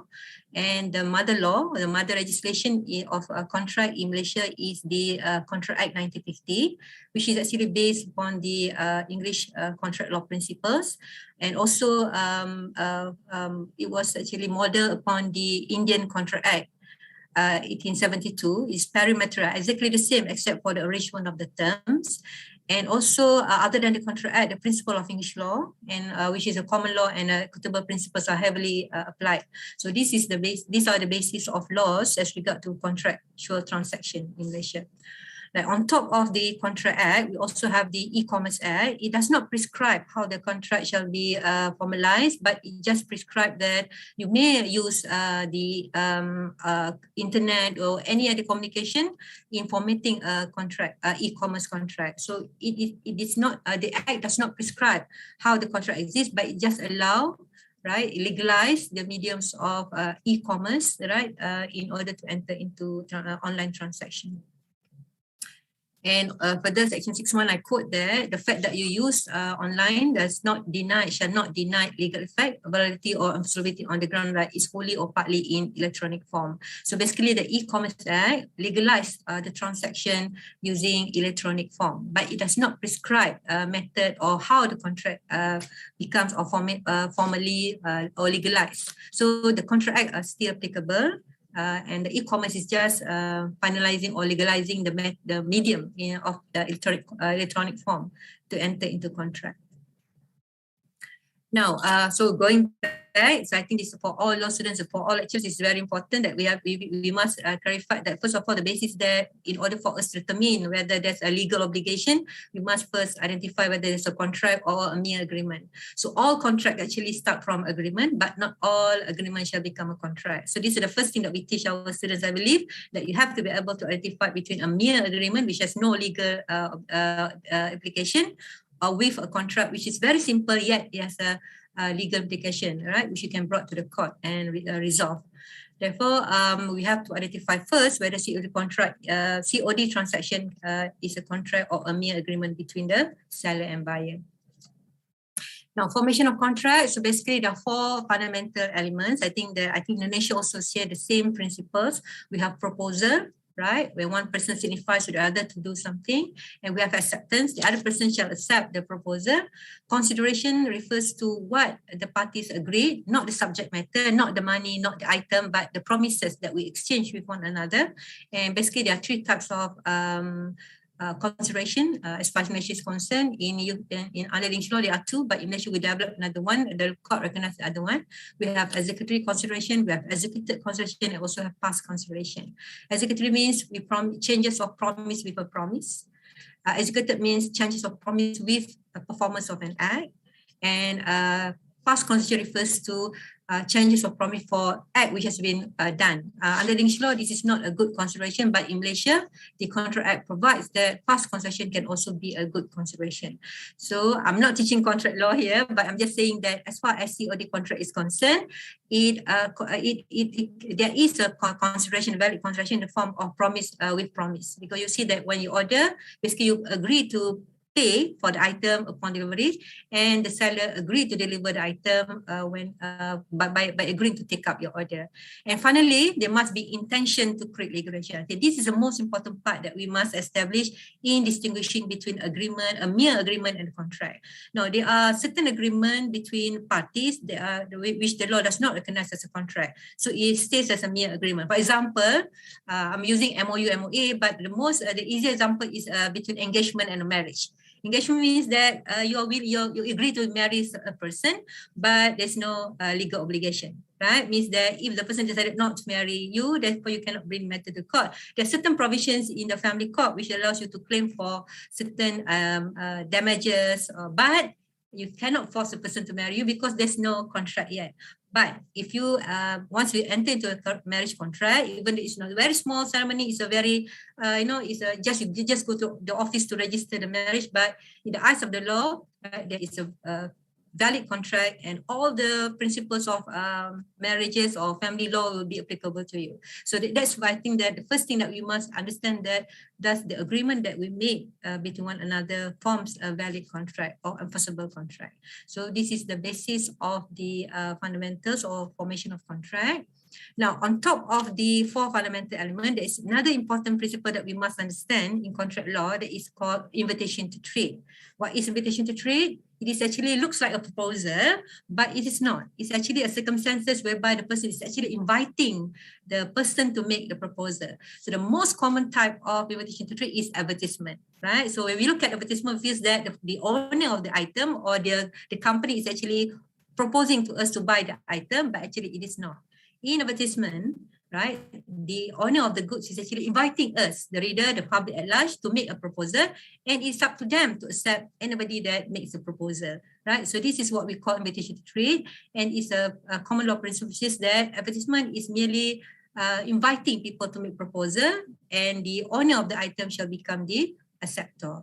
And invitation to trade, another circumstances, examples of invitation to trade are self-service shop. So when you go to the supermarket, you're actually not making a proposal, but you actually, you are not actually accepting the proposal invitation, but actually you are the one that going to make the proposal. And it's at the cash counter, when you put your item on the cash counter, is that the time that you're actually making a proposal. So anytime within that, you can change your mind. So you are not yet making a proposal until you put the item at the cash counter, and there will be acceptance when the cashier accepted your money.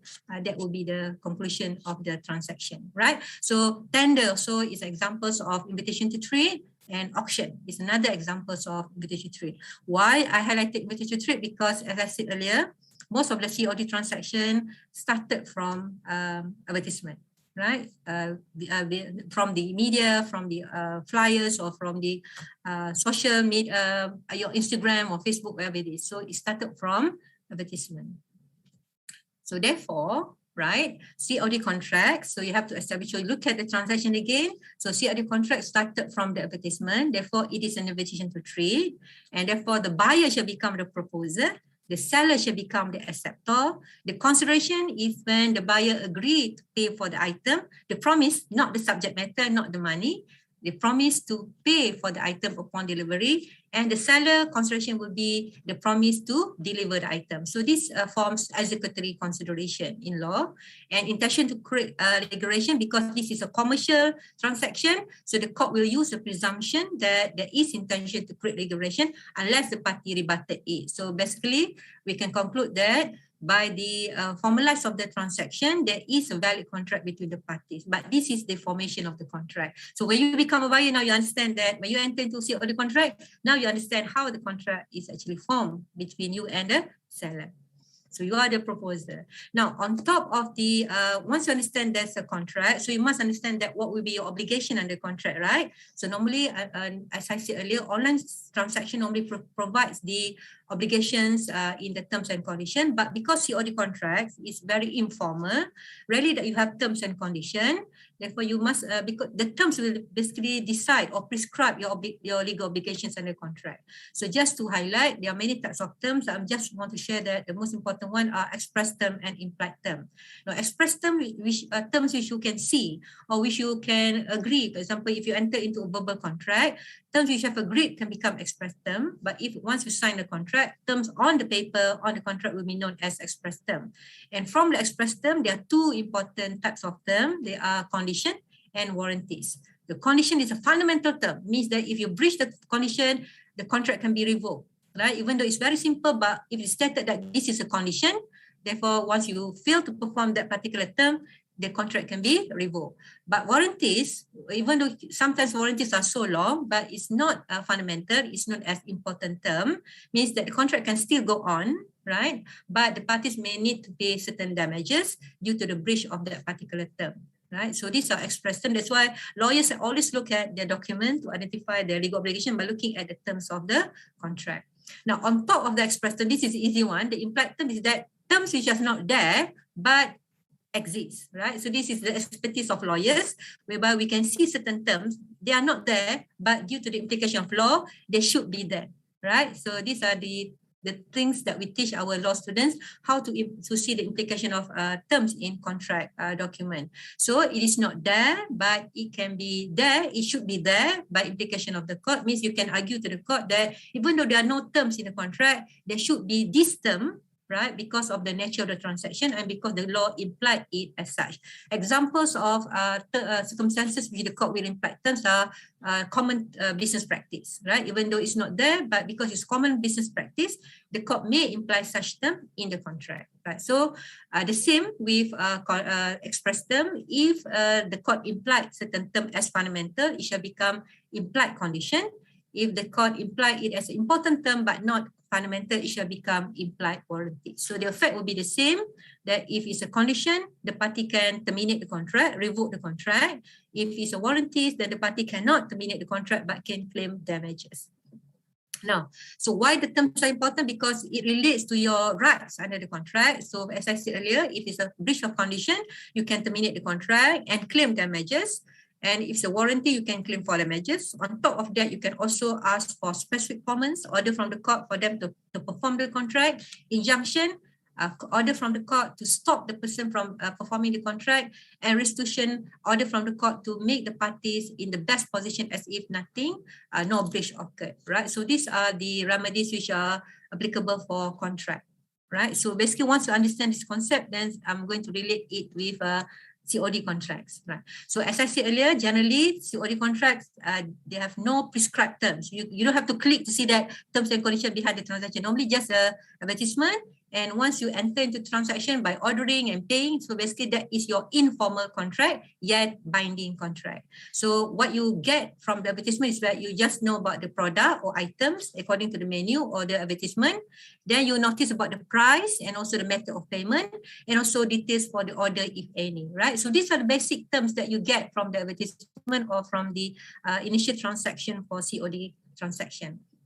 Now, these are examples I just get from the internet so that you can view. So you have, like, for example, advertisement for, birthday deliveries, is that this particular box will be contain one soap rose, one sneaker, 2 Kinder Bueno, and whatever it is, right? So basically, these are the things that you get by descriptions, of the in the advertisement. These are, you decide based on these particular statements. and the price also, right? Right, so this is a more common one, McDonald's. So you see make delivery, you see the menu, so you choose. There's no basically descriptions other than that. So you just order and then they will send it to you at home. And this is for groceries. For example, this has become new norm. People do not go to shop anymore. They just order from the online and you don't see any terms and conditions in the transaction. You just press and you enter into a contract. So what I'm trying to say that because of the informality of COD contracts, you have really that we have terms, and when we do not have terms, basically there are certain rights that the contractual parties are affected, right? And therefore, it's very important for us to understand that on top that COD contract is an informal contract, there are certain statutory implied terms which are binding upon COD contracts. Statutory implied term means the terms are not there, but the law imposed it to be there. So even though there's nothing in your contract, these particular terms exist by virtue of the statutory application, right? So because so the statutory implied terms as far as COD contract is concerned can be found under SOGA. SOGA is Sale of Goods Act 1957, which is essentially applicable for all sale of goods transaction. Right, in Malaysia, it does not bound for sale of services. So if it's a COD about sale services, then SOGA will not be applicable. But most, as I said earlier, majority or most of the transaction of COD is about goods. So sale of goods, and therefore all COD transaction relating sale of goods shall be bound by the Sale of Goods Act 1957. So Section 4.1 prescribe the scope. It means that this particular act shall be applicable to all contract of sale. What is a contract of sale? When the seller transfer or agree to transfer the property of goods to the buyer for a price. So if you look at that definition, it fits in the scope of COD contracts. And Section 12 of the Act provides that there is a condition and also warranty in the transaction, even though the party did not prescribe it in the contract. So in a way, SOGA provides statutory protection for the buyer and seller in sale of goods transaction. Right, and then this is important provision that I extract for COD. So under Section 15 of the SOGA, it's clearly stated that when there is a sale by description, there is an implied condition that the goods shall correspond with the description. Means, can you see that the highlight in red? I highlighted that there is an implied condition. When there's implied condition means that even though the description there's nothing about description in the contract in the advertisement, but by virtue of Section 15 of SOGA means that the description must fit in. The goods must be in the description, right? So if, for example, you order a cake, which is, for example, a chocolate cake, but it comes when you receive it does not look like chocolate cake, then basically you have rights under the contract, under the Sale of Goods Act, that the goods that you bought did not fit in or is not similar to the description. So it is an implied condition, means you have the right to terminate the contract, revoke the contract. It means you don't have to pay. If you have paid, you have the right to claim back the money. So this is the impact of Section 15. So it means that you can just return the item and claim back your money, right? Because of it's an implied condition. Now, Section 16 is about implied condition as quality or fitness. So generally, the Act says that there is no implied warranty or condition on quality or fitness unless it's specified in the item that the buyer really emphasize on the quality or fitness of the goods. Then it can become implied warranty or implied condition as regard to the quality or fitness. So it means that it teaches that if you are focusing more on quality or fitness of the goods, you must really specify it to the seller that this is your focus, and therefore they must put it in, or else it become a breach of implied condition. And next one, Section 17 is sale by sample. So this is not very common, but if there is for example, sale by sample in COD transaction, then there is an implied condition that the goods must be shall correspond with the sample of quality, and the buyer shall have a reasonable opportunity to compare the sample with the goods ordered, and the goods shall be free from any defect, rendering them to be unmerchantable. So it is also implied condition. Therefore, if it breached that particular provision, it breached that particular facts, then therefore the buyer can terminate the contract. Now, observation, as I said earlier, just going straight into the my conclusion. So basically, COD contract is an informal contract because it is commonly adopted now. It's a new norm, but even though there is no specific or written or signed document, but there is a valid contract by virtue of the formation of the contract. And as I said earlier, as it involves advertisements and also self-service, therefore it applies the invitation to trade principle. And even though there's no specific terms and conditions in COD contracts, they are bound by the statutory implied term of the Sale of Goods Act 1957. So by understanding these principles, hopefully being the consumer, even though we are lecturers, docent in the office, but most of the time we are consumer outside of the office. So we understand, the participant will understand that even though it's a very simple transaction, it is a valid contract, and there are obligations and also there are rights attached to the transaction, to our rights in the contract. So with that, thank you very much for listening. So I hope I do some fair to the time, 30 minutes given to me. So back to you, Mr. Arinto, Pak Arinto. Thank you. Thank you so much, Professor Zaira, for a very interesting topic. I remember that in Indonesia, there's a viral video about a buyer who received the goods from the seller, but then he got angry because he felt disappointed. The good she received does not match what she ordered. So not only rude swearing, there's also a viral video about a buyer pointing a sub-weapon at the courier who is only in charge of delivering goods from the marketplace. So actually, she's not the one who has to be responsible for the quality of the goods. Yeah, it's very interesting. That's another issue, right? Because of the pandemic, as Prof highlighted, that people become very angry easily now because of the pandemic. Everything causes people become angry, and I think that's basically if you look at the presentation, if it does not fit in your description or did not fulfill your requirement, you can just return the item, right? Just return the item, and you have to pay for the item because that's your right. Even the seller then sue you, whatever it is, but you have the rights under the law. But when it comes to pointing a weapon, that is too much. I think there must be a shift of paradigm. I think should be the shift of I think that's the thing, Pak Arinto. People get angry easily now because of the pressure and stress, I think. And because I think maybe we have less communication, physical communication, that we interact more virtually. So basically, yes, I think I agree totally with the sharing of the first professor or first speaker that the paradigm shift, there must be certain shift of paradigm in order for us to cope with the new normal.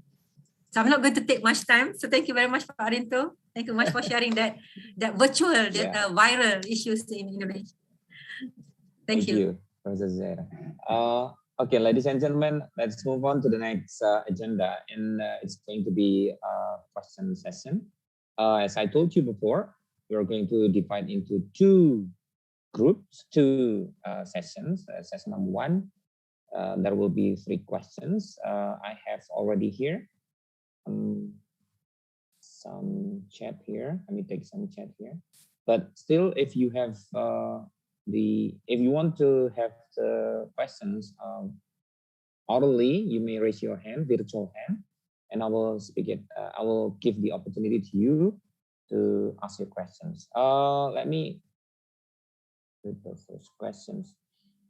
So this is from Elizabeth Septin Buspayu. It's going to be to Professor Rifani.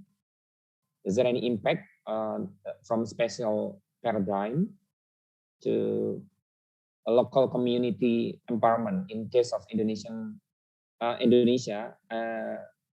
plans to move its capital from Jakarta to Borneo Island, to Kalimantan. To be exact, this is going to be in Penajam area. So is there any impact from the Professor Rifani's point of view? Capital movement. Okay, that's number one. And then Number 2, how big is the impact of the COVID-19 pandemic to the acceleration of digital technology or online technology in education?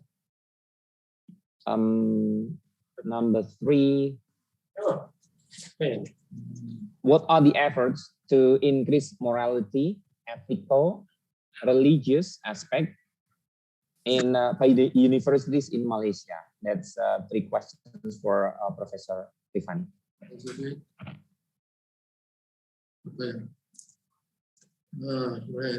Okay. Let me. Can we go back? Okay. All right. Thank you very much for those questions. Those are very important questions. Yeah. Let me address one question at a time because I'm digesting it while I'm thinking of what the right answers are. First of all, about the special paradigm, which I did not talk about, which is the 5th paradigm that I did not touched on, right? I don't know where you saw that part, but it's an important paradigm to discuss. I think the move from Jakarta to Kalimantan, right, is actually a move that can signify that there's a change in terms of a special development space, development of space in Indonesia, which means all this while, one of the main narratives, or in fact reality, you can argue, in Indonesia is that if you want to have, Java Island is the center of Indonesian civilization, so to say, right? You want to get knowledge, you want to do business, you go to Java Island. So the move from Jakarta to Kalimantan would signify that there's a shift in terms of the spatial significance of capital city from Jakarta to Kalimantan. And that would open up a different kind of, development in Indonesia as far as its regional space is concerned.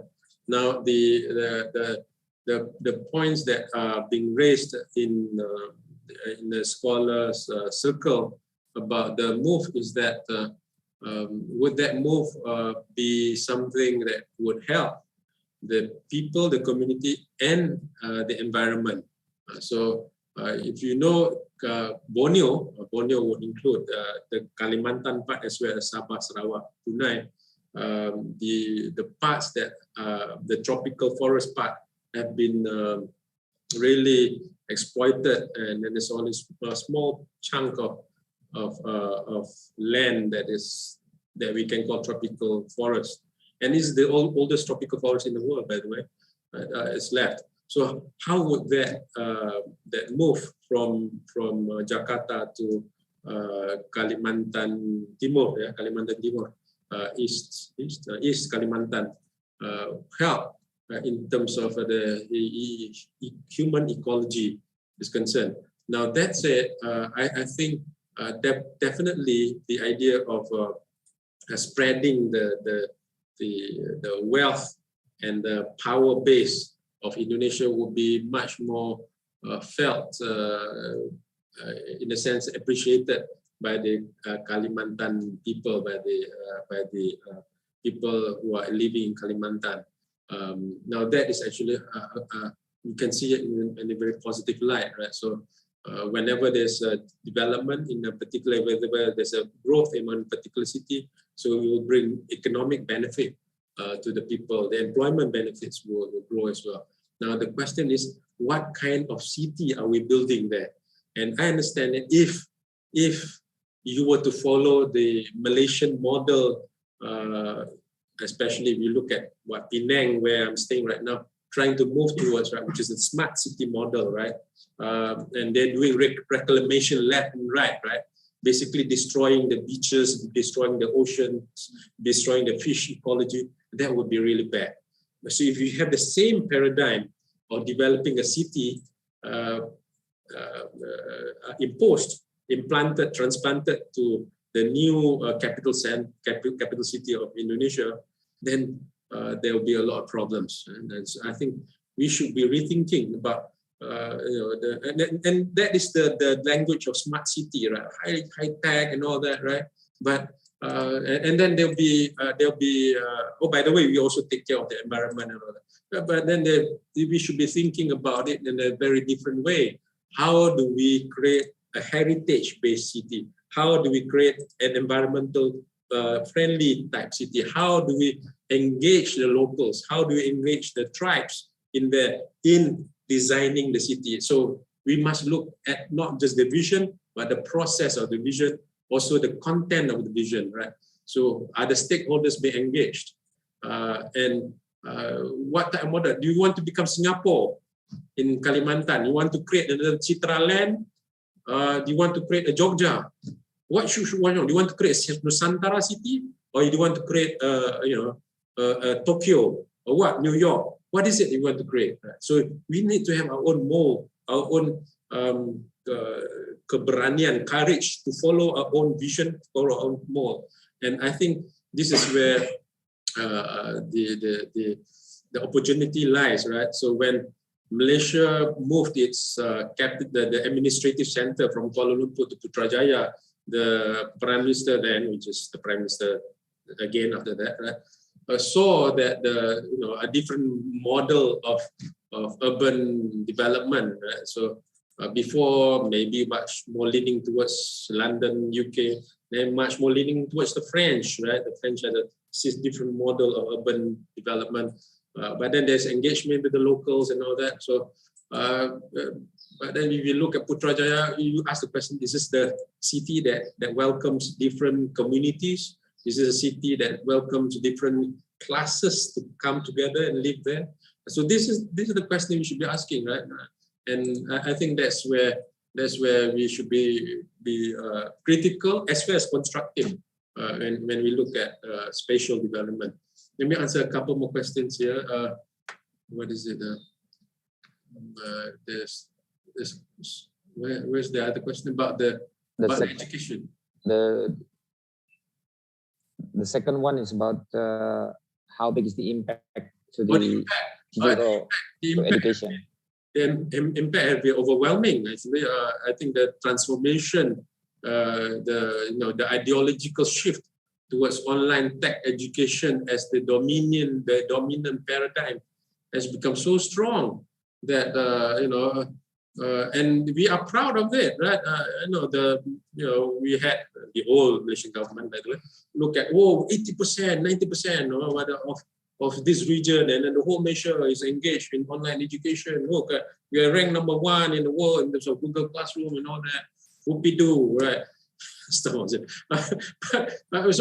this is the thing about our leaders sometimes, right? I'm sorry to say this. Our leaders, right? Sometimes whatever the West says, we listen.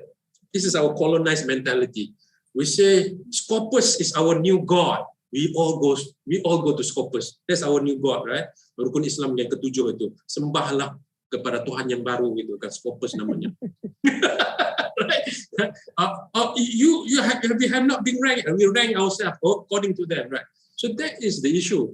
Now we should be thinking how we should have a different set of questions that is according to our need, right? So I'm concerned. So if the question is yes and no, the answer is yes. We have embraced it, and we have USM have this debates right now to close down its distance learning education school. It is the oldest distance learning education school in Malaysia, right? And then the beauty of Indonesia, you are opening another USM, Universitas Cyber Muhammadiyah. Congratulations, Indonesia. Good job, good job. Now that's the way to go, right? So you can be the new cyber university in the region, right? So this is the thing, right? We are moving away from the traditional, and we throw away over rejection of the old. We embrace completely the new, to the extent that the strength of the old, the strength of old technology, pen and paper and books, right? Now, how many of our kids read books right now? How many, right? We ask that question. How many books have they read since the pandemic? Well, no.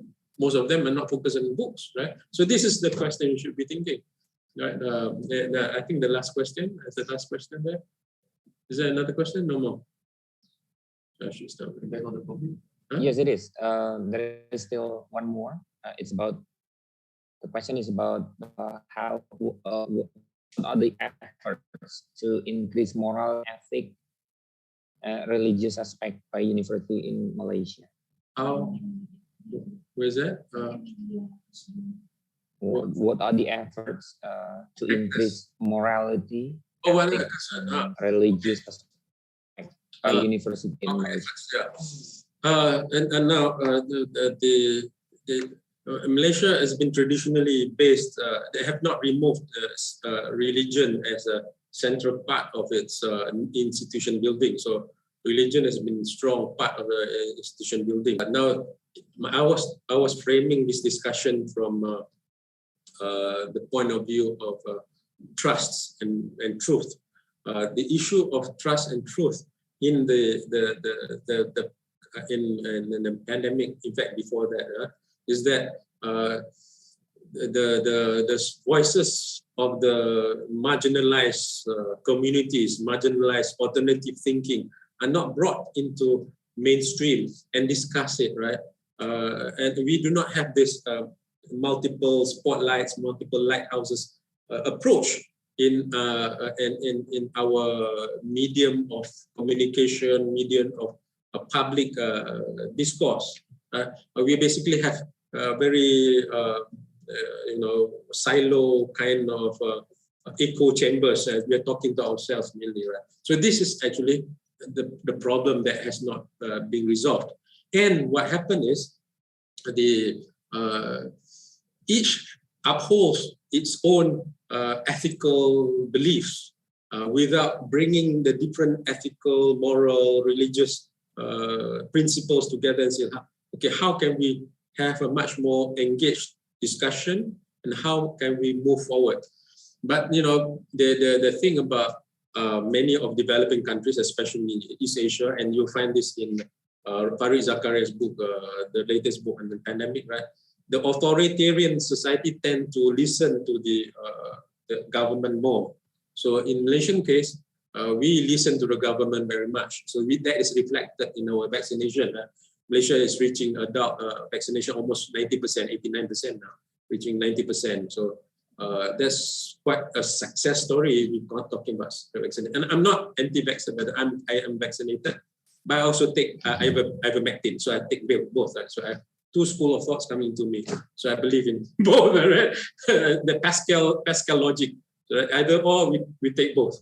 Right? So you don't have to listen to me, but then I will listen to all sides and I will make my own judgment. And I think that kind of discussion should be the way forward. That we have different sources of knowledge, and then we have different people be critical about different perspectives as well as constructive. Yeah? So, but the ultimate outcome should be building trust, and that is not being shown in the mainstream media, or an effort in Malaysia that is not being reflected yet. Hopefully, Malaysia has changed its governments a couple of times now. Hopefully, the new government, right, will shift its focus. It seems like there's a new vision in Malaysia right now, and the vision is happiness. We come up with a key happiness outcome, which I thought is good. And the family, the institution is family. I thought it is good. So because in the Quran says that the greatest story is the story of the family, right? So if your family is not happy, it's hard to be happy. And I thought happiness is a good vision to have instead of the Mahathirian type of goal, developed country, let's be like another UK, let's be like another United States, let's be New York. I think happiness is a different type of goal to attain a better state of being, right? So I'll stop there. Thank you very much. Thank you, Professor Rifani. Now the next question is going to be for Professor Zuhaira. The first one is, it's about the question about the number of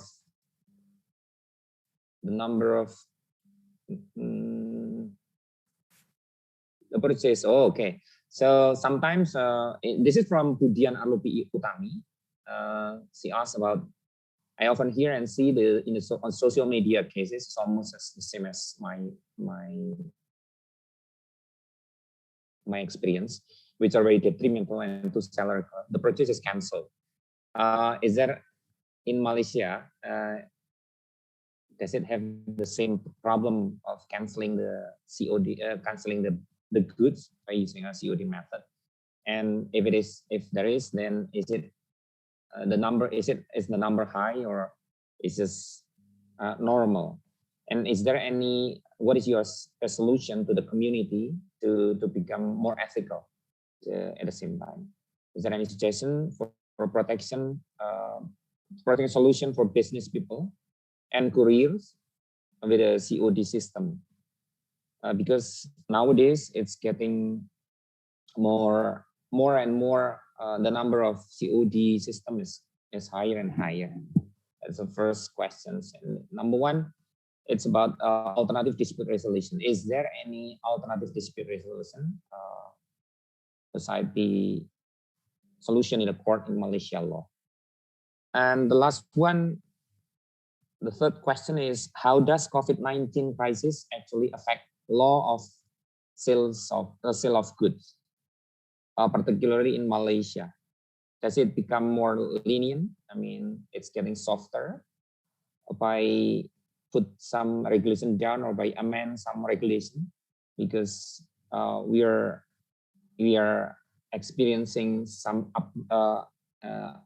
not normal situation. So what is the things to do in Malaysia? Thank you, Arto. So thank you very much for the questions. So I support Prof. Rivani happiness index, right? Because I think that's ultimately that's the most important thing in life, not money. Everybody wants money, but I think ultimately everybody wants to be more happy than having lots of money. I believe that. I support that motion, Prof. Rivani. So going back to my questions, I'm not moving away from my question. Basically, yes, about as I said earlier, that's why the most important part, I think my objective is to expose both the buyer and also the user of COD transaction that, look, even though the transaction is very informal, but there's actually a binding contract between both parties, and you must be aware that despite that, it's informal, there's no basically signing of document, there's no terms and conditions prescribed, but actually in the eyes of the law, there are certain requirements that you have to comply. So as such that, as I said earlier, even though you have opened the box and you found that the item, because normally the COD is in a package, right? In package is a box wrap, or is put in a proper packaging and so on. You have to open it in order to identify the item, right? So in a way, by saying that once you open you don't have right, it is not correct. But I think there is basically a certain item that they said that you have to keep the box properly in order for you to return back. That one you have to comply, because that's one of the part, because the box may be part of the merchandise, right? For example, certain branded item, right? They wanted you to have to include the box when you return it back. So those are the things. But basically, even you have opened the item, the box, it should be the law still applies. That saying that it should fit in, for example, description. It should fit in for the sample and so on. So it doesn't matter once you open the box, but you must make sure that there's no tampering, because if you go to the court or you go to the tribunal, you have to prove that you did not tamper with the item. You receive it as it is. And when you receive it, it is in a default or defect stage that you do not want to accept it, right? But as in any transaction, once you use it, when you accepted it, then basically the law will not protect you, because you have already accepted the item as it is. So make sure that for buyer, if you wanted to reject or you wanted to return anything, that make sure it is in the condition that you receive it, and also as much as you can, do not destroy or the packaging as much as you can. I think the wrapping is okay, but not the packaging, because sometimes it's in a proper package. You have to be careful, especially when you're ordering something that quite expensive. And also sometimes it's food relating to food, because sometimes the way if it's the food is not properly prepared, I feel that it's not right. Therefore, you should not eat it. Right? Once if you eat half part of it, then you return it back, it will not be counted, because you have to. It's very difficult for you to prove it. right? I think that's for the buyer perspective, and I think that in any country, it's very important to have a responsible society. Responsible society means everybody must understand their role in the society. So the buyer and seller, that is the challenges that we have now in Malaysia. I think I'm also in Indonesia, but I believe that it's a continuous effort, and we see that more and more people become more responsible now. Hopefully it is true. So it is an effort that we must create a responsible society that not only you look at your right, but you also look at other person's right, and you have to have a balanced responsibility in the society. So how can we do that? By keep on saying, keep on preaching, keep on telling people, especially with your lecturer, your teacher, this is your role, telling your students, young people that you have to become a responsible society, because that is the highest achievement that you can produce, not the highest GPA, but become a responsible person, becomes a good human capital is what we want to produce from the university. So I think this is our job, right? So I think that part of our job is to, if you ask me how, that is basically part of everybody's role, actually, everybody's role, right? To become a good buyer, to become a good seller, so that, we do the best that we can, right? And we don't have any intention to annihilate or to cause any problem to any of the transaction, any of the parties in the transaction. Now, going to the second one is about courier and also delivery person. Yes, I think in Malaysia also there are many issues, not so much on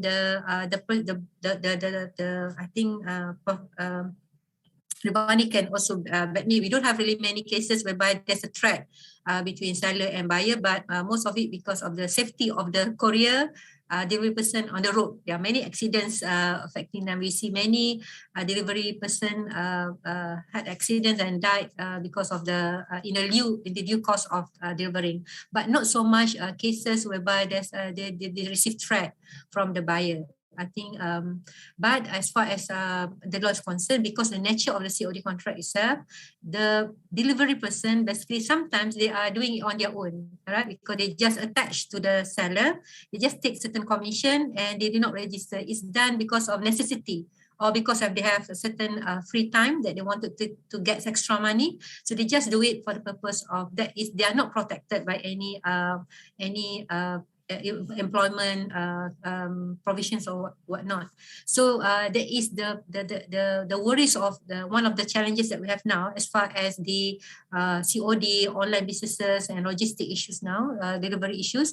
And therefore there are proposals saying that whatever the transaction you did, you must register. Whatever delivery that you are doing, you must register. But taking into consideration that registration requires certain formalities, and most of these people involved, they are not people who comply with formalities. As I said earlier, for example, they are young people, graduates who are trying to find certain money, income, or people who are unemployed, or some employed people also. They have time also, they go out and become delivery person and so on. So they refuse to register. So these are the things that, because formalities, not many people like formalities. Even business people do not like to register because of certain issues. Especially small and micro businesses, they rejected the notion of registration because of the formalities. So that's, I said that keep on thinking that I think one of it is to register so that they are protected by certain and they have rights with certain under certain laws. But I think that once you have tried, it becomes a criminal matters. That doesn't matter whether it's big or small.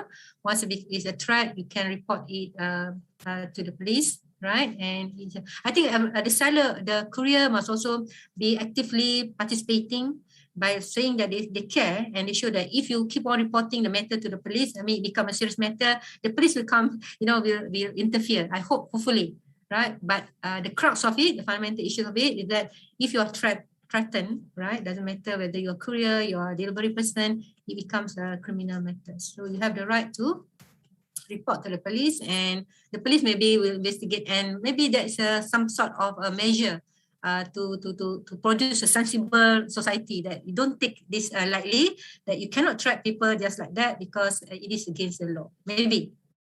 But at the moment, there's no particular specific law which protect delivery person or courier unless they are registered under certain, for example, Grab, they have specific protection for their their careers. They are not workers at all. So another thing that important to identify is that workers of the online, the sharing economy, the logistic, but they are not workers of that particular company. They are delivery person of Grab, for example, are not employee of Grab. Right? Because there are different method or business model which is applied. So there's another issue that being highlighted, that what are the protection that delivery people of this particular company has, and how does the welfare of these people being taken care of that particular company. So these are another issues that becoming alarming because of the sharing economy online businesses. And the third question is about arbitration. Yes, Malaysia have a very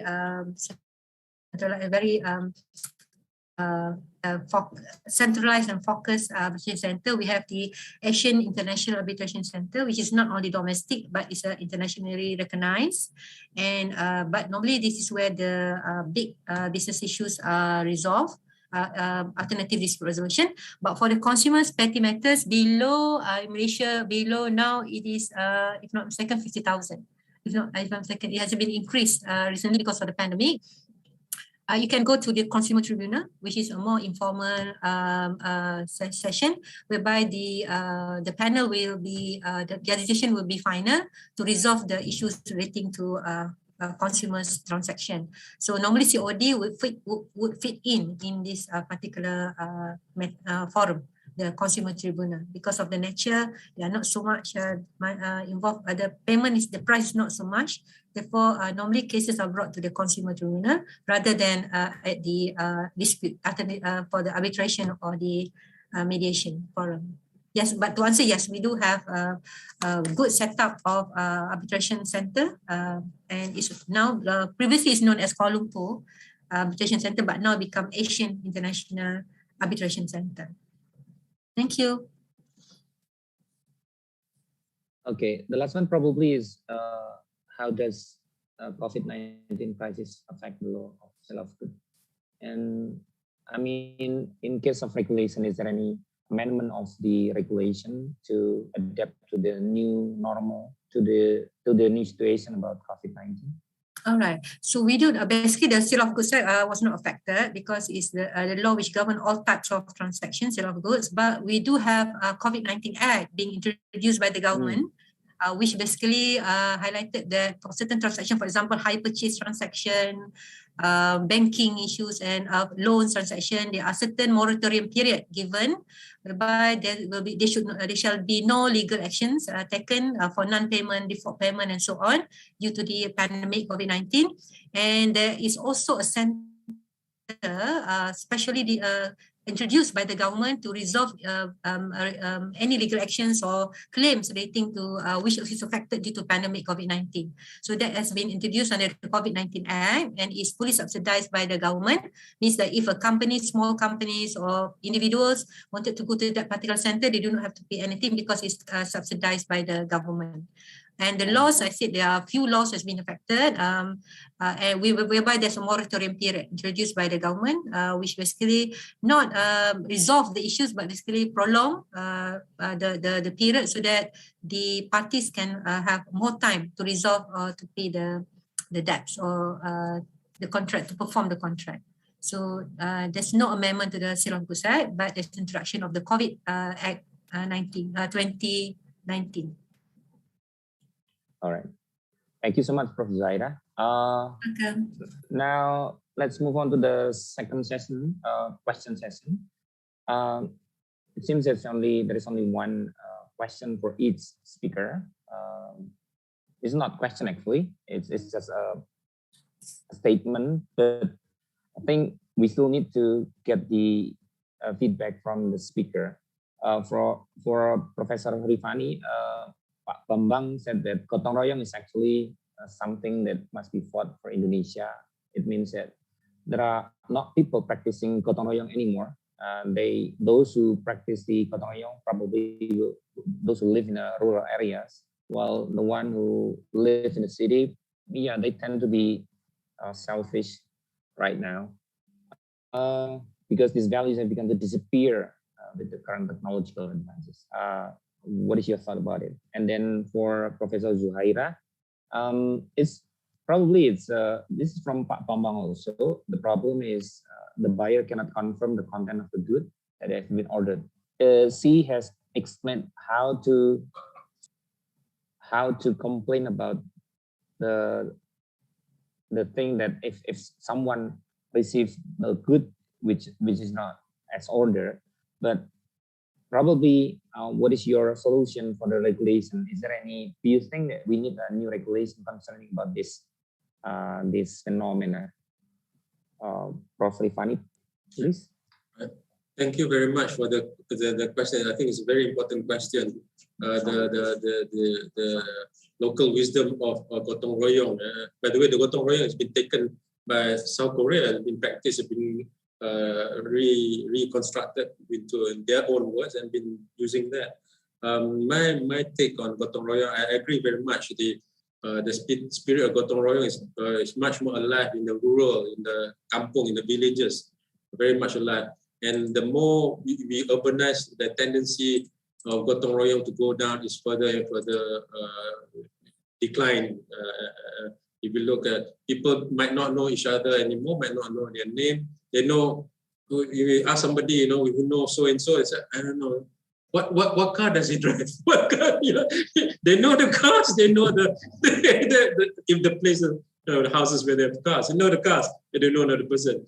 That said, I want to still compliment the urban areas in Indonesia. Surabaya, for instance, you have before National Independence Day, right? You have this Malam Tirakatan, Malam Tirakatan, Malam Tirakatan. Even in small gang, the alleys, small but still cars can pass by, one car can pass by, right?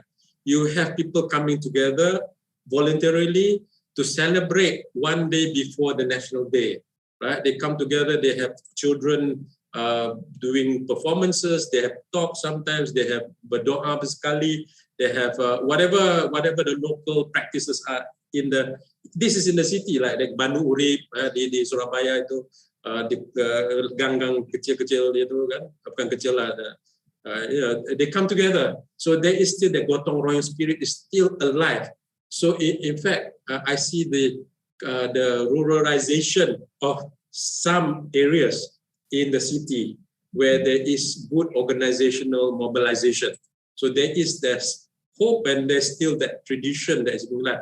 In Malaysia, if we have, I think Prof. Zuhaira will know this, if we have Merdeka Day tomorrow, we think, okay, esok nak pergi jalan pergi mana? Balik kampung, we want to pulka, we want to mudik. We don't think of celebrating National Day. But in Indonesia, still have that tradition, which is wonderful. And I commend you. I really respect that tradition of. And therefore, Indonesians are more nationalistic, right? More nationalistic. So I think I agree very much. The gotong royong is diminishing as a practice. However, I think there is still hope if we revive it in a new way. And in the context of education, I think the whole idea of it takes a village to raise a child, and Hillary Clinton wrote the title. So we need to revive that again. That we need not just a family, not just a kakak or abang or kang aa-nya saja, but the whole community. And sometimes we do not have the family to help, but we have the community to help. So let's bring volunteers in the community. The RW, RT, Indonesian have that. Malaysia do not have that, right? Can come together and do the rukun tetangga dan RW apa ya? Rukun warga ya. Come together and do this volunteer program that the smarter kids, the older kids can coach the younger kids. And if they're concerned about certification, UNESA can come in, give certification to the kids, right? Certificate dikasih gitu kan. They love certificates. Right? So I think that's the gotong royong spirit, and you still have certain appreciation, recognition, and I think we can revive that. So in my other lecture, I talk about the gotong royong spirit as an alternative to create the learning technology environment. So you can bring in different technologies when you have different people coming together, right? And then I think there's a beautiful thing and important thing to do in the pandemic. And I think that kind of learning communities can be built as part of the community resilience. So we don't talk about just the individual resilience, family resilience, we talk about the community resilience, right? And the community consists of many families coming together. And that's where the strength is, right? So we want to maintain the spirit of the kampung, the spirit of the village, which is part of it is gotong royong. I think it's still implementable. If there's such a word, it's still doable, practical. So thank you very much.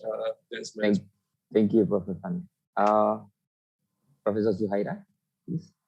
Pak Arianto, could you please repeat the question? Because I was so engulfed in listening to Ravani about gotong royong. I agree that I remember last time when we were small, it's part of the school activity that it is something that must be done I think every few months we have this gotong royong at the school, right? Helping the school to clean up the schools, and doesn't matter who you are. And I remember I went to one of the elite business boarding school in Malaysia. I went there and there was lots of princesses and rich daughters, and yet we did our task. We have to clean the toilet.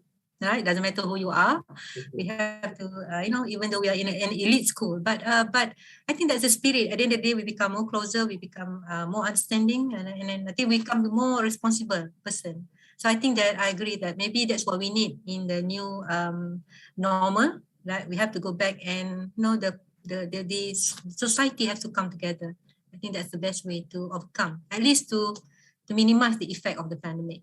Gotong royong is one of the way. I totally agree that, and we have to teach our children about it. I'm sorry, I'm going into Prof. Ravani issues. It's okay. Yeah. It will be okay. Now the question to Prof. Zuhaira, I think there is one more after my first question. The first question of session 2 is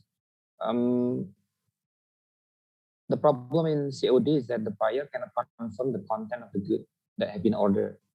If the goods are open, the courier will not be willing, even though the risk of the good purchase is in accordance with the order. It's not the responsibility of the buyer. Now, probably, is there any recommendation to amend the regulation or to give this kind of clause? You mentioned here that there is no specific terms and condition in COD contracts. I think we need the government to regulate this problem so that the people who have the transaction between buyer and seller probably will be more protected each other. Thank you, Pak Rito. But I think I'm from the business law side. I mean, my area is business law, but I think that laws is not meant to regulate businesses, but laws is supposed to facilitate and accommodate businesses, because ultimately business is meant to increase the economy of the country. So if it's too regulated, then it shall cause it will cause certain it will bring certain negative effect to the business. But yet I'm not saying that business not to be regulated. That's why we have these self-regulations method. We believe that market regulation is good. So I believe that part of it is responsible. As I said earlier, we have a responsible society, responsible business. Because COD itself, if you go to the real practice of the COD, it refers to the micro and small businesses. People who are trying to just to get certain extra income, or a housewife who doesn't have works, they have expertise in cooking, or they are good in making handicraft. So these are the people that are going into COD transaction actually, not so much on the big company.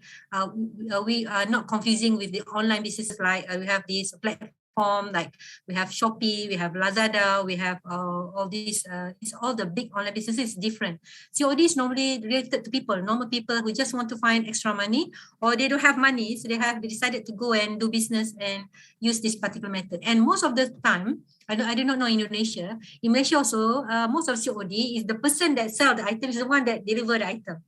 Right, whether he or she himself, or he hire the sons or the daughters, or they just give a small commission for anybody to deliver the item. So looking at the nature of these businesses, so I myself believe that regulations is not the best method to resolve the matter, right? Because it's when it comes to regulation, it costs money. it causes certain formality, unless we can have a forum, a good forum whereby it's free. The government provide that. I think in certain countries you have this forum where you just register everything and then you will be protected under this particular forum. But in Malaysia, we don't have that at the moment. And I believe that the existence of the businesses, micro businesses, cottage businesses must be protected. Yet we have to find a way. So I believe in self-regulation actually. I believe in self-regulation whereby we have to tell the seller that they need to be responsible when they prepare the item, when they sell the item. And I think that if there's going to be regulation, it's enough regulation actually. If you look at from the legal perspective, there's lots of laws actually binding upon business people. You know, if you, for example, if I highlighted Sale of Goods Act, if you look at Sale of Goods Act, even a slight wrong in a description will cause the transaction to be repudiated, right? But just imagine that it's too regulated, that every time you have a slight misdescription, then the goods will be returned. So there will be certain imbalance or certain negative effect to the business. So have to look thorough study. I believe that there should be certain monitoring process, not necessarily regulation. And we have to really study the market, how the market actually, because COD in Indonesia might be different than COD in Malaysia, and COD in Singapore might be different. So the Asian context is so different. So we have to look at our domestic market and how, and the as I said, the monitoring process not necessarily based on the legal or regulation. So I must believe that, this is my strong opinion, that for businesses, it should not be too regulated. And if the law is there, it is to accommodate and assist, and yet to balance up the situation so that it can go as free as it should, yet it is based on proper monitoring process, governance issues must be there and so on. So if you ask me, that we have to look at the practical aspect first, how it is run, how the market is in the country, then we decided to have to look at we have to have a blueprint. Actually, what I'm trying to say, I have to have a blueprint of what is actually the COD market in Malaysia. Right, so before we decided that what to regulate, how to regulate, and so on. So at the moment we don't have that because it's, as I said, it's a new norm. Previously, it's just a way of conducting business, but now become a new norm. So maybe it's time for us to look seriously into the market of COD transaction. So I'm sorry, I don't have exact answer for that, but yes, in Malaysia we are still in the process of understanding and framing the blueprint of what is actually the COD transaction or market in Malaysia. Okay. Next question. The very last question, for Professor Zaida. This is specific for medical products. Ibu Siti Nur Aziza was asking about is the practice of COD in Malaysia in purchasing medical products aligned with the principle of contract law, because this is not written in the contract. So how far can the sellers take the responsibility when there is violation in the services and products that are being sold? Right. So COD transaction is only the medium, the way in which the transaction was conducted, but the item still, because for medical product, there will be different laws, specific laws for medical product. So they are bound by that particular laws. But I think that as the question is concerned, if it's about medical product or medical item, then will be specific laws which govern. It's a strict law on medical item product. So the COD is just a method of transaction, saying that whether there's a formalized contract between the parties and where does the contract form, right? As the contract being repudiated, terminated in any way. So those are the method. But the transaction, the subject matter, are still bound by for example, the cosmetic will be different, regulated by different regulations, the same with medical product and so on. I believe in Indonesia also there is specific regulation for medical product, right? There is yeah. So again, so the product will be, that's why I said that in understanding contract, it's not the subject matter that matters. It's not the money that matters. Even though to us it's the subject matter, it's the money, but in contract law, it's not that. It's the promises that binds you. What is your obligation under the contract that matters. That's what we try. That's the thing that we teach our lawyers or law students that in law of contract, it's not the subject matter that you look at. It's not the 2 million or 3 million value of houses. It's the promise to sell the house that matter. It's promise to buy the house in the terms that it's not about the subject matter so much. But I think being people, normal people, we always look at the subject matter, right? But as I said, to answer that question, yes, if it's a medical product, then there will be a different set of law, which is quite strict as far as Malaysia is concerned, as regard to the quality and also safety of medical product. Thank you. All right. Thank you so much. Ladies and gentlemen, we have been listening and presentation for the invited speakers today. I would like to sum up. Prof. Rifani delivered the presentation about the paradigm shift,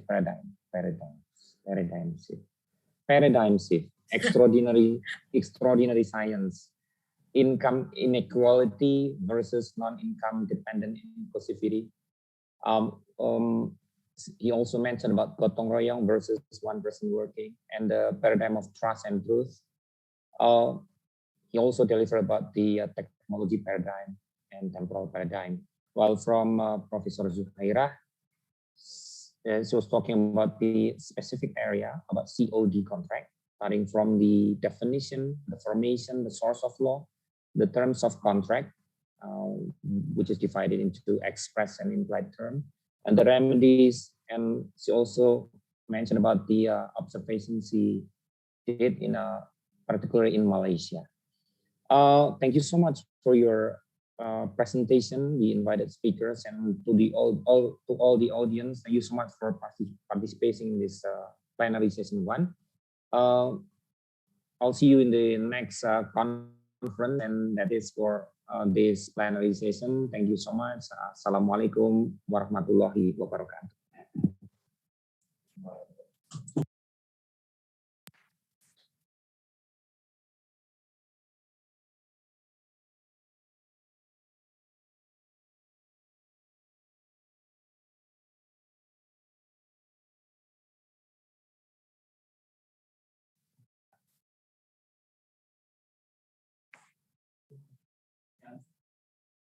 Thank you to all speakers from the first plenary session and to Mr. Aminto Nugroho, SPD SIMH, as moderator. We are now going to continue the second plenary session, which will be led by our second moderator, Ms. Suraya SSMA. Ms. Suraya SSMA was graduated from Universitas Brawijaya for her Bachelor's of Arts in English Literature degree and from Ohio University for her Master of Arts in Communication and Development Studies degree. She is currently lecturing in Communication Department, Faculty of Social Science and Law, Universitas Negeri, Surabaya.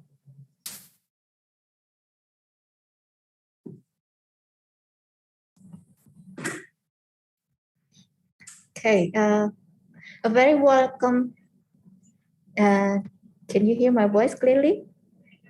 Yes, we can hear you. A very warm welcome to all participants. Thank you for the kind introduction, Master of Ceremony. I'm truly humbled. Now, ladies and gentlemen, the second plenary of ICCSL 2021 addresses the conference theme from different fields of discipline, sociology and geography for this second plenary session to be approximate. So social resilience against disaster, particularly in time of COVID-19 crisis, is prevalent with United Nations Sustainable Development Goals. There are climate action and sustainable cities and communities. Those highlighted programs emphasize strong words such as resilience, sustainable efficiency, and adaptive. So today, we are honored to have Professor Dr. Habil Barbara Dillenwicke from Technic University Berlin, Germany, and Professor Jian Bang Deng, PhD. Forgive me for mispronouncing your name, if I do so, from Tamkang University, Taiwan, who will share their updated research findings with regards to flood mitigation and COVID-19 impact on international mobility. So let me say hello to each of the keynote speakers and check whether their voice can be heard clearly. Guten Morgen, Professor Willing.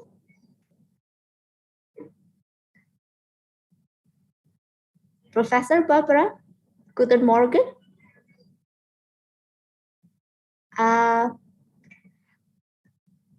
For the co-host or the host, can you unmute the... Okay. Guten Morgen, Professor Barbara. Yeah, guten Morgen. Good morning to everybody. I'm fine. It's still night here in Germany. Okay, I hope it's not too early for you. I hope that we're not doing so much. I'm hoping that we're not wasting your valuable time for probably like resting. So hopefully we will have a fruitful discussion. And good morning, Professor Dan. Ni hao ma? Yes, Professor good morning, everyone.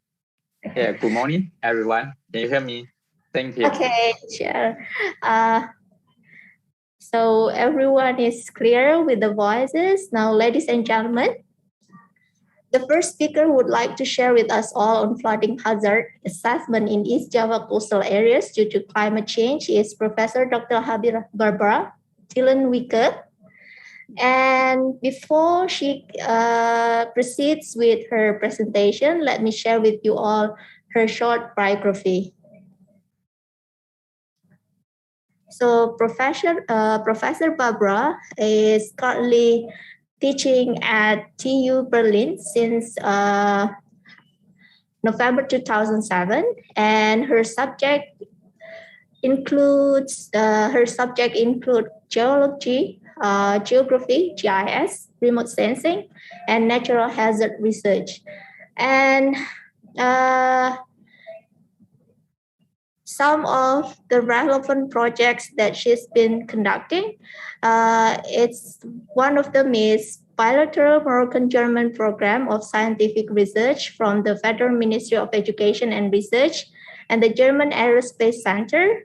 And the research is titled Environmental Risk Management in the Region of Savi, Morocco. And the second of her project was research on remote sensing and GIS monitoring technologies and landslide.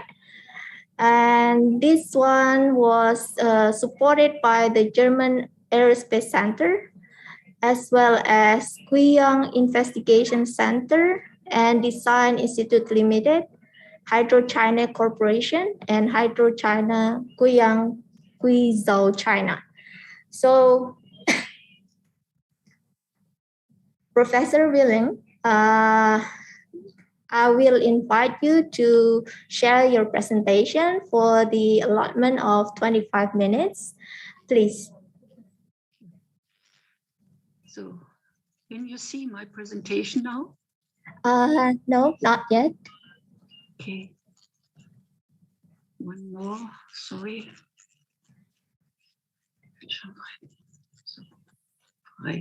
Now, you can see it now?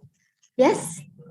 Okay, so let me start. First, I would like to thank you for the invitation.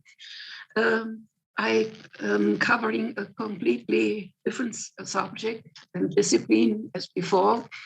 I'm dealing with flooding hazard assessment, considering climate change in Indonesia based on remote sensing and geoinformation system data.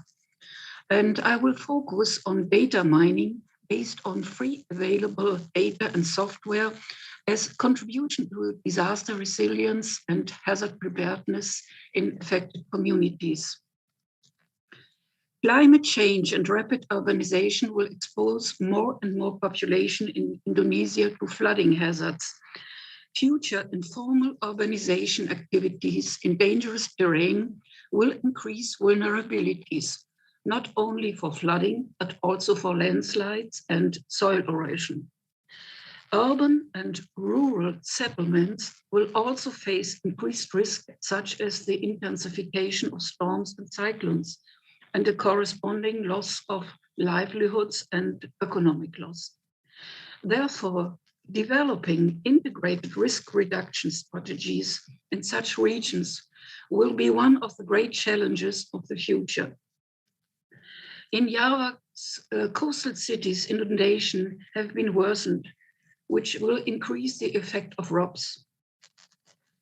Special planning is a common instrument for disaster management and mitigation measurements. It is urgent to increase the knowledge and transfer the knowledge of natural disasters and combine this with the efforts of regional planning and, of course, with social sciences. Among the natural hazards affecting Indonesia, flooding is the most common one. Global climate change will result in increased surface temperatures, rainfall intensity, rising sea level, and in changing extreme weather patterns. The estimations will be that the global mean sea level rise will comprise about 60 centimeters for low emission scenarios and up to 1.1 meter for the worst case projections. We have to deal with the fact that there are estimations that global sea level rise will rise up to 2.4 meters in 2100 and imagine up to 15 meters in 2300. So this is a really challenge for the countries. Just to visualize, you see here the area of Surabaya, just representing the areas 5 meters above sea level. And here you can see below the area which will be covered, probably in the worst case scenario, 15 meters above sea level in the year 2300. But we need not to rely on speculations or assumptions. We have satellites now that will measure very precisely and provide precise sea level rise data so that we know exactly in future what we are dealing with. The research problem and the goals must be, when we are dealing with flooding hazard, that we learn this is a multidisciplinary task requiring a large amount of data with special and temporal attributes that should be made available to authorities for decision making. Experts from different disciplines have to work together. Hence, there is often still a gap between scientific development and the knowledge transfer that happens now.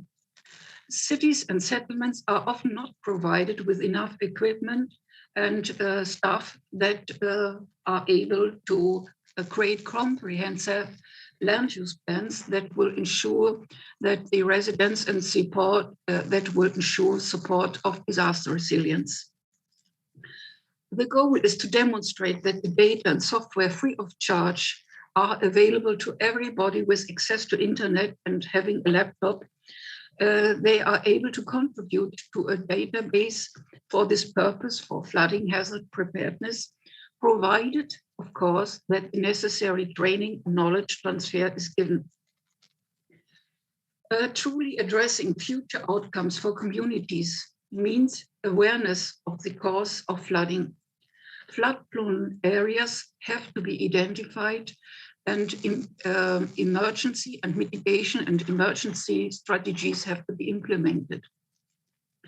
These tools, remote sensing and GIS, might help to answer the questions, for example, what are the geomorphological characteristics of the flooding-prone areas? Where are the river systems? Where are the lowest areas? And so on. So we have to deal with the causes of flooding. The main causes, of course, are storm surge, meteor tsunamis related to storms, then flash floods related to torrential rains. We have tsunami events, especially in Indonesia, and we have to deal with the consequences of sea level rise, as I've demonstrated already. Sea level rise will cause land loss in Indonesia because of inundation of coastal areas, because of intensifying of soil erosion and sediment transport, and of course, because of erosion of coastal areas And we have to deal with inclusive with subsidence because of geotectonic movements. So what is the issue? As many environmental and social data are free available in the internet, as well as the necessary software, disaster resilience is nowadays mainly a question of knowledge transfer and training of staff with a focus on how to handle, process, and deliver the data to the affected communities. Thus, hazard preparedness depends on the training and knowledge of the responsible staff, such as in fire brigades or the police. So what we need is the creation of data banks and continuously monitoring of the environment in the best way in a geo-information system, which is more and more becoming a prerequisite for disaster resilience in the hazard-prone areas in cities and settlements. Every community could use the open source data and tools to adapt and to import strategies to their local conditions and to improve their resilience. With the adapted knowledge, it is possible to create a GIS integrated data bank that will serve every local authority. This I will demonstrate now by the example of hazards such as the flash flood, storm surge, and tidal and tsunami waves in the area of Surabaya. So let's start. We begin with the creation of a data bank, data mining, so-called data mining of different geodata. Then we will integrate different satellite data. Then we integrate meteorologic data. And of course, then all the other necessary data, such as land use data. Great efforts have been done because of these needs in Indonesia already. You see, there is a very well-built geo-information system and management in Indonesia. I hope many people are aware of this excellent work that has been done already. So when you start in your community with your work, you want to create a data bank to be best prepared for emergencies of flooding hazard, for example. You start, of course, with reading background knowledge, research reports, whatever.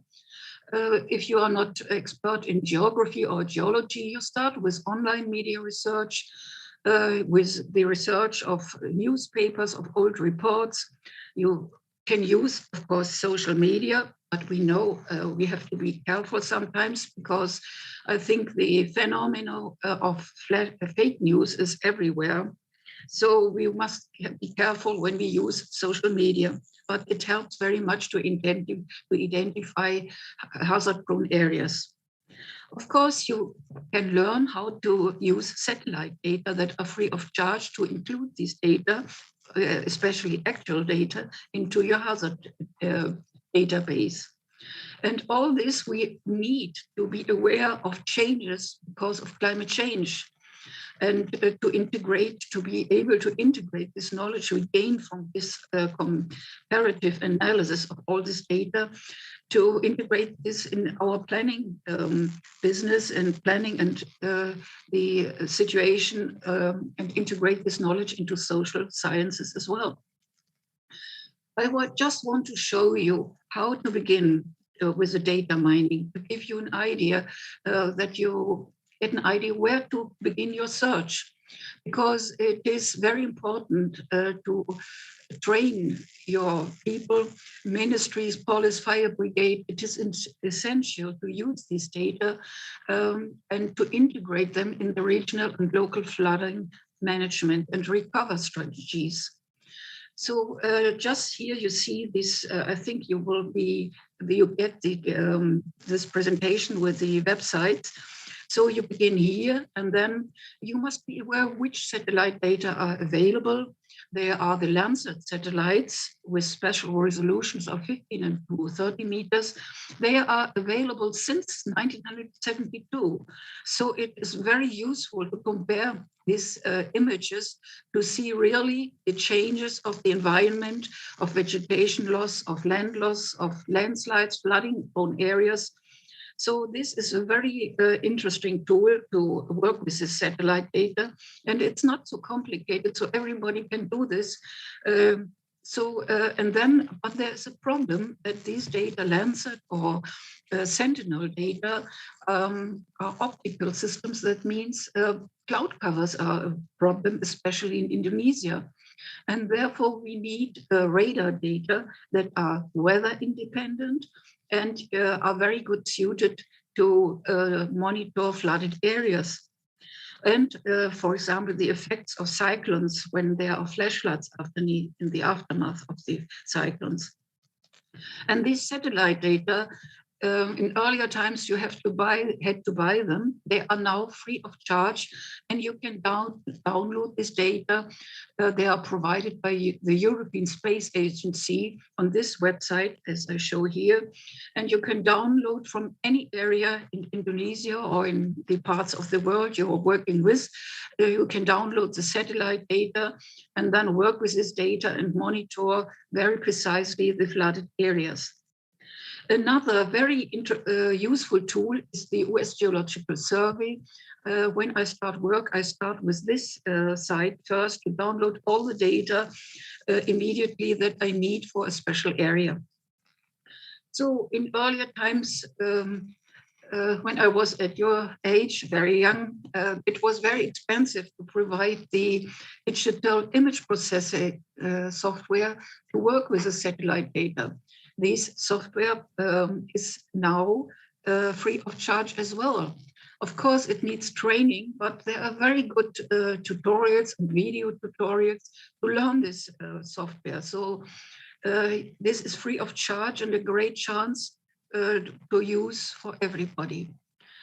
In Indonesia, you are very lucky to have already very precise digital elevation data you have to work with when you're dealing with flooded hazards.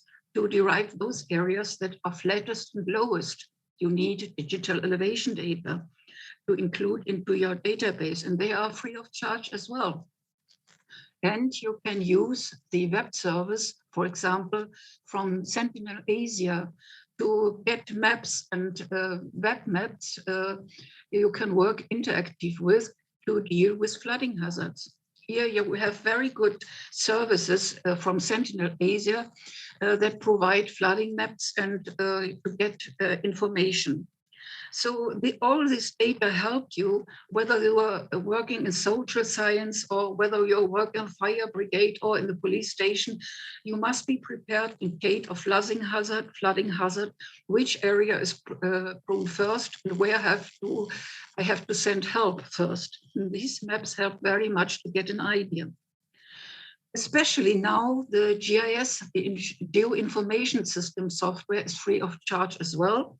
You can download. You see already it is necessary to learn a lot to be able to work with this database.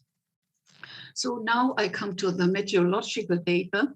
You can immediately see when you see there is a cyclone or whether there are heavy precipitation, you can get here using NASA World View, for example, to see where are the clouds concentrated, where are the heavy precipitations. And you can download the data and to see where are heavy precipitations. Integrate this data, I go on, and integrate this data as TIFF format, for example, as image format into your geoinformation system. And you see immediately where are the heavy precipitations. And now in the next step, you look which area is prone most to flooding hazard, to flash floods. I will just present to you some results, what I have gained from digital elevation data. For example, combining these data sets of digital elevation model data and precipitation data that help to derive areas prone to flooding due to their geomorphologic disposition. So you can work out in every community using this data and free software to be prepared. Even if in the case of disaster, you have no access to internet because of difficulties, whatever, you have a database and you can have this ready and you can know immediately which area might be prone first. The other satellite images help to understand better what happened in the past And if you're lucky, you get immediately radar data. For example, you can see immediately the actual flooding extensions. For example, here, if you use these data. And I think this is a very important input into disaster resilience. Just to show you, even if you are not working with geography or are fit in, you know, the surface runoff is dependent of height level and the direction of the surface water flow. And you can derive here, I made a map based on digital elevation model data to see where are the drainage basins, where is the water input. For example, if here is heavy rain, can be derived that the most surface water input would be in this area and not in this one. So this is what we can derive, and we can combine this knowledge of drainage basins with precipitation data and see immediately when here is heavy rain, for example, in the southern part of the map, it will flow directly into these areas and these areas will be prone to flooding. So this is basic knowledge you can derive easily from the existing data. What we can do again in a geographic information system, in a geoinformation system, we can systematically extract those geomorphologic properties that are typical for flooding prone areas. For example, we can derive from height level maps the lowest height levels. From slope degree maps, we can see where are no slope, where it's very flat, where is no curvature, and so on. And you create this map. For example, we need to know where are the lowest areas. I derive and extract from the height level map the lowest areas below 10 meters, and from slope gradient maps, the areas below 10 degrees, and so on. I will not go too much into detail. What is counting we have to rely on is a map where you see in dark blue areas, in dark blue colors, the areas that have a great disposition to be flooded, to be prone to flooding because of their geomorphologic properties. And such a map, every community can create yourself. And in case of heavy rains, you combine this map with the precipitation data, and you know immediately which areas might be prone to flooding. Just to verify, I have taken radar images from November 2017 during Cyclone Dahlia, and compare this map. You see flooded areas in black here. These areas are flooded, and they fit exactly with the map I derived from the digital elevation data, where are the areas most prone to flooding. So you see, you can use these tools to derive exactly where are the flooded areas. Again, a combination with precipitation data, you see exactly these areas must be prone most to flooding. And this is a knowledge you need in every community to be prepared in case of flooding hazard, that you make evacuation plans or warning people that they save their properties when you have such maps. Just to show you, again, a radar image, color coding, you see the flooded areas in blue colors. You see here a Sentinel-1 image, the flooded areas are visible in blue. And you see that the areas below 10 meters here shown in red cover directly the areas prone to flooding. And this is a connection. If you have this in your database, it helps very much for adaptation, to adapt strategies to be prepared for flooding hazards. And considering climate change, it is very important as well to carry out monitoring of seasonal changes in the dry season and the wet season, and compare the situations and compare it as well over the years. We have another problem that will be a challenge in future when there is such a sea level rise. We will have intruding sea water into the groundwater and more salinization of groundwater. This will be a challenge as well. So we need maps which show us very precisely the flooded areas. And we can do this with image software. We can see here the satellite image, the data showing the flooded areas in blue. And then we extract with digital image processing the flooded areas.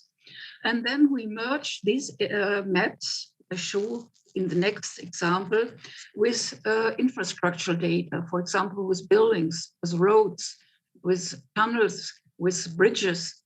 So we must know when there is increasing sea level rise, which areas and which buildings, which schools, which mosque, which churches or whatever institutions are prone to flooding in future, to be prepared.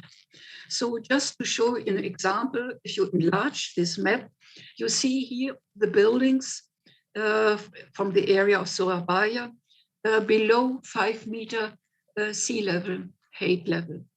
And you see which areas, which roads here in red, here in case of flooding might be closed then because of flooding and not accessible anymore.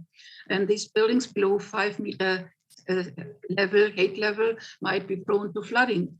So this is important to know. Every city should have such maps to warn people to save their property in case of flooding hazard. As I've mentioned, Professor Barbara. Pardon? I'm sorry, excuse me. I'm afraid that you only have 5 minutes to resume your presentation. Thank you. Yeah, I will, yes, I will shorten it. We must be aware of tsunami hazard and tidal hazard as well, of tide waves. This has happened in the past and is documented very well. You see this map showing the height level of tsunami waves. And so we must be aware of this risk, and we must be aware of other phenomena, such the sage effect, that the water will move here between these coasts.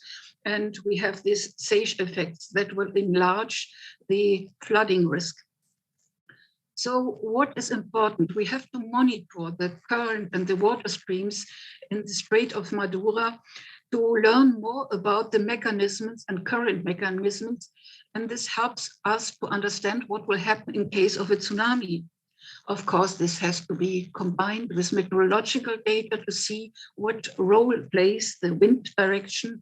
Maybe there might be a volcanic eruption, and we must understand how the waves will be transported when here a volcanic eruption occurs with lava flow intruding into the sea. We must know what happens then.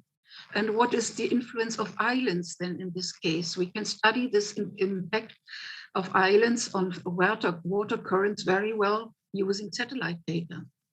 And here you see what is probably presenting a tidal wave. If I enlarge this image and you see the wavefront, you see here the white little points are ships. So now you imagine this wavefront, you were on board of such a ship, when you see such a wavefront, I think you don't feel very well. So just to give you an impression what you can do with satellite data to visualize potential hazards and what you have to cope with. And this helps a lot if you use the sea bottom topography to learn as well what hazard might be. You see here the earthquakes as dots, you see the volcanic features. You see can derive from satellite images where are the fault ruptures, what might happen when here lava flow occurs as well in future, what happens here, which wavefront will affect this coast here and the fishery industry or the water quality. So this, all these questions belong to disaster resilience. And I come to the conclusions. You have seen in this presentation, we cover a lot of disciplines, and you see it is not enough to study just one discipline, for example, social sciences or laws. You must cover more in future because global change is a challenge that everybody has to cope with, and the disciplines have to work together, and there must be a strong cooperation and data exchange between different disciplines. And here is the point where law has to help, because it's, I think, an international phenomenon that institutions with environmental data or geodata often don't work as they should, and law helps to support the data exchange. When there's a law, you are obliged to exchange your data. It helps a lot. This is based on experiences in the European community to help data exchange between the different member states. Based on laws, it helps a lot. So this might be a task for your laws. So the GIS integrated evaluation of the different data sets helps to identify areas vulnerable to flooding. And what we have learned, the free available data and software could be used in every community, provided the training of the staff is given. So this is a very important future task when you are coping with the challenges of climate change and the adaptation to the changing environmental conditions.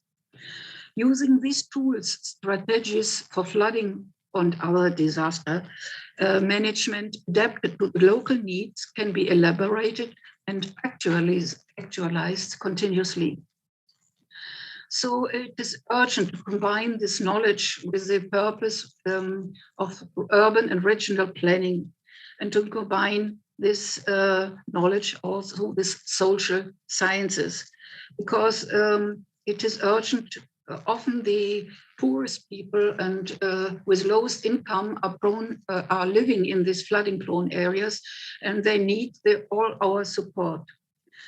So I think I am in time, and I thank you for your attention. Thank you very much. Thank you so much, Professor Barbara. Let me highlight 3 key essential findings from her. So the first one is for flood hazard assessment, it requires interdisciplinary approach in disaster resilience, especially whenever we talk about collaboration with different stakeholders. For example, in Indonesia, we have Ministry of Environment and also Forestry. We have Ministry of Information and Communication to sustain or even like to develop community-based disaster information. And we also have Ministry of Housing whenever the flood is already coming to Surabaya, and how the sustainable communities trying to secure their properties. And the second one is GIS will help the communities prepare or identify early hazard areas, like what are the vulnerable hazard areas, especially in Surabaya. And third of all, it's the integration of regional and urban planning in mitigating flood. So the findings will have reinforce the implementation of climate action on and sustainable communities as part of sustainable development goals. Ladies and gentlemen, now we are moving on to the next keynote speaker, which is Professor Jian Bangdeng from Tam Kang University, Taiwan. So I will read you all his short biography. So Professor Jian Bangdeng is professor from Department of Education and Futures Design from Tam Kang University, and his educational background. So he's got his PhD from the Philipps University of Marburg, Germany, and he got his MA from Graduate Institute of National Development, National Taiwan University, and his Bachelor of Arts in Sociology major from National Taiwan University as well. So his main research interests include sociology of migration, labor migrant studies, and also futures research. And currently, he's been conducting several research projects, including re-examining the highly skilled cases from Taiwanese migrant professionals in Southeast Asian countries, self-initiated Taiwanese expatriates, future post-colonial approach. This one is the research project is supported by grant from the Ministry of Science and Technology, Taiwan. So without further ado, I would like to invite Professor Tang to present his recent investigation on COVID-19 impact on international mobility to the forum for 25 minutes. Please, Professor Tang. Okay. Thanks so much for moderator Raya's introduction. Is my voice loud enough? Is it okay? My voice is loud enough. Yes. It's clear. It's clear. Okay, thank you. I very thankful for the invitation from Dr. Agus Balsi for having me in this conference, and also I also see my friend Ita Iranto from Gajah Mada University also online. So this is very nice to have this opportunities to show you my presentations. I also enjoy very much from the Professor Thailand Willinger's speech on the current situations in Indonesia. From the geopolitics view, Taiwan and Indonesia are in some way very similar because we are both island countries. Taiwan is also composed of 5 major islands, and we have a lot of tsunami. We have earthquake, we have typhoons. So there's the geography phenomena are quite similar. And today I would like to show you is on the during the pandemic, what kind of the impact of pandemic on us, especially in terms of international mobility. And now I share my screen.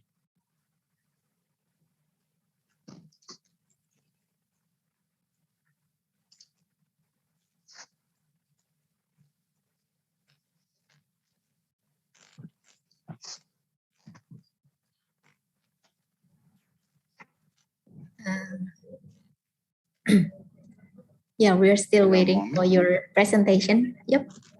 Yeah, there you go. It's on. It's there already. Is it there? Okay. Yep, it's there. Okay. And the here I want to share the full screen. Wait a moment.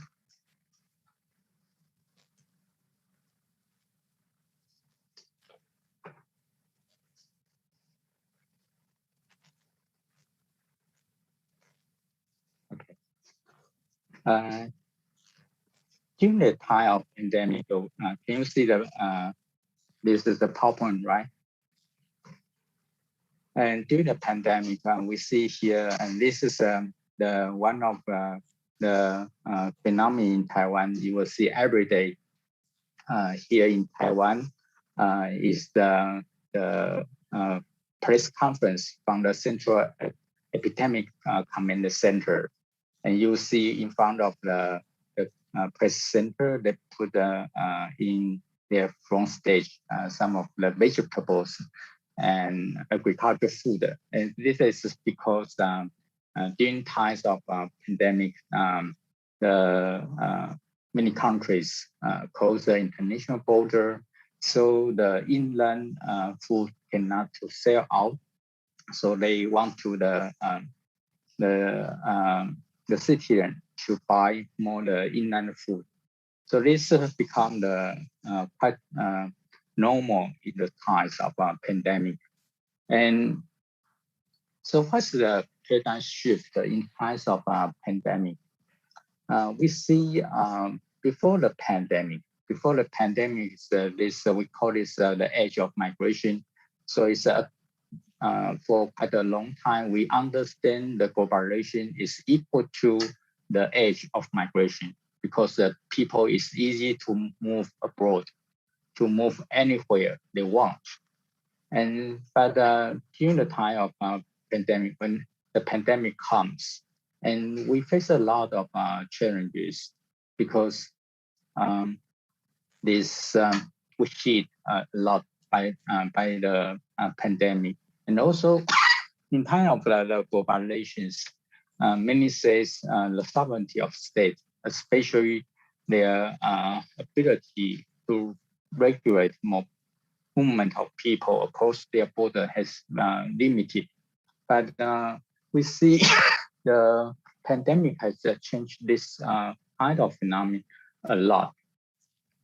So during the time of pandemic, we see before the pandemic, we see many people move abroad, and especially for the international migrant. And in 1980s, there are around 100 million people move abroad. But in times of 2019, this number increased to 270 million. So maybe we can say for the past 40 years, it's a golden age of international tourism for international migration. And then suddenly, when the pandemic comes, then it changed a lot of things. The pandemic is in the very first, it's a China phenomenon. But later soon, months after, it's become a Asia phenomenon and become a global phenomenon to everyone. So if we got a map from the Johns Hopkins University, then we see a lot of people's infected by the pandemic, including Indonesia and Taiwan. So how we describe this phenomenon? In future studies, we use it from the Nassim Taleb. He has a very wonderful concept to describe this kind of phenomenon. This is a black swan effect. The black swan effect is first, it is an unexpected event. And when it comes, it has a major effect and it is an outlier. So no one can expect this kind of pandemic will happen. But when it comes to us, when it happens to a human society, it has a major effect. I think that in our times, probably all the audience here, you are students and in 20s. So, you know, in your lifetime, you never will know there is a huge pandemic like this. They will infect everyone in every countries. And we cannot imagine that before. And so this kind of very significant impact from this phenomenon. And my understanding is every country tried their best to contain the coronavirus spread. And before this conference, I also presented this phenomenon in another conference. So I divide them to three major models. And there's China model, there's Germany model, and there's Taiwan model. So how is it different? The China model is very strict to control the people to move. So it's no one can move. And the German models, as you understand, is it emphasizes the social distancing. So everyone will keep 1.5 meter social distancing. And Taiwan model is everyone in Taiwan during the time of pandemic, we have to wear the face masks. So from China, this is a very strict lockdown. So it's a very strong governments by the government. And the Germany is because of the tradition of emphasizing the individualism, the individual freedom. So they emphasize the social distancing as a rule to regulate it and to prevent the spread of pandemic. In Taiwan, here is one is the epidemic, the government center. They to have a price every day. And the other way is a bottom-up strategy. So the citizens here in Taiwan, they are very volunteer and willing to wear the face mask, and especially in the public space. So we see the three major models to contain the pandemic. But all in all, we can see this major impact is the COVID-19 can probably it will very heavily impact us everyone. So I and my friend Ita Yuanto, we published a magazine article in the compensation. Its topic is COVID-19 by the end of international mobility as we know it. And our argument is because the COVID-19 is there is have huge impact, especially on the international mobilities, but not only on international mobility, but also beyond the international mobilities. So right now, if we see the production, we see this is not as we know before. And now the economy, before we have we call China as the world of the factory.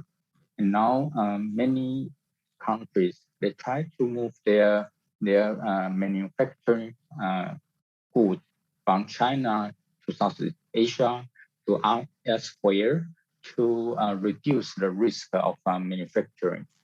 So here is my main argument is that global mobilities is refers to the movement of people across international borders and in any time and for their own purpose. But we see the time of the COVID-19 has a very huge impact on our society, especially if we refer to the German sociologist Ulrich Beck. He spoke about the risk society. So the person modernity, for example, in 1980, in 1990s, in time of the globalizations, the human beings are at that time they face the poverty and they face a lot of the human disaster. He's talking about the second modernity is after the 2000. And the second mobility, Ulrich talk about when the risk is not a natural risk, but it also produced by the human themselves. So it's not only on the material needs, but it's also about the change of risk distribution. So we can see there are a lot of disaster nowadays from the nuclear disaster and to the tsunami and to this pandemic. And this is has to do with the risk distribution because no single country can overcome this risk. And so we have two cooperations.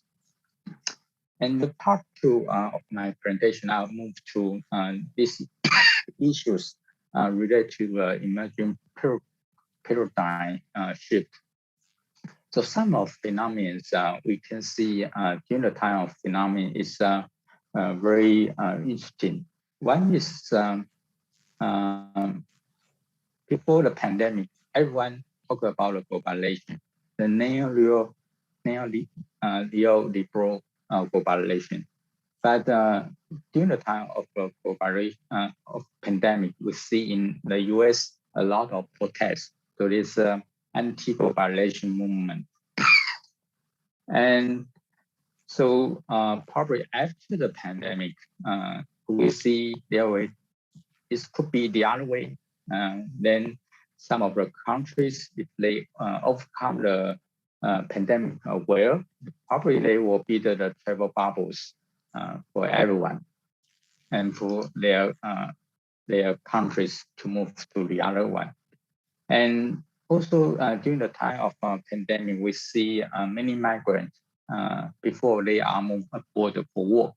But during the time of pandemic, because the lockdown of international borders, and so many migrants, they go back home. And so this is the other trend. And also this also happens. Before the pandemic, we see there's an increase of labor migration. But when the pandemic happens, the growth of labor migration is very strongly declining. And the other thing is related to the multicultures. We see a lot of cases. They happens. There's racism. In the US, we see they against the Asian peoples, against the Black peoples. And so this also a big challenge for the human societies because of the pandemic. But one of the most important thing I want to mention is the pandemic is really a big challenge to the democratic system. Why? Because in the past 13 years, we very strongly emphasize the democratic paradigm is very important for the human society, and it is equal to the economical goals. But during the time of the pandemic, we see because the nation state emphasized the lockdown could contain the spread of pandemic. So we see the rise of authoritarian regime. So some of the countries, they turn to authoritarian regime and say they can do the best job in time of the pandemic.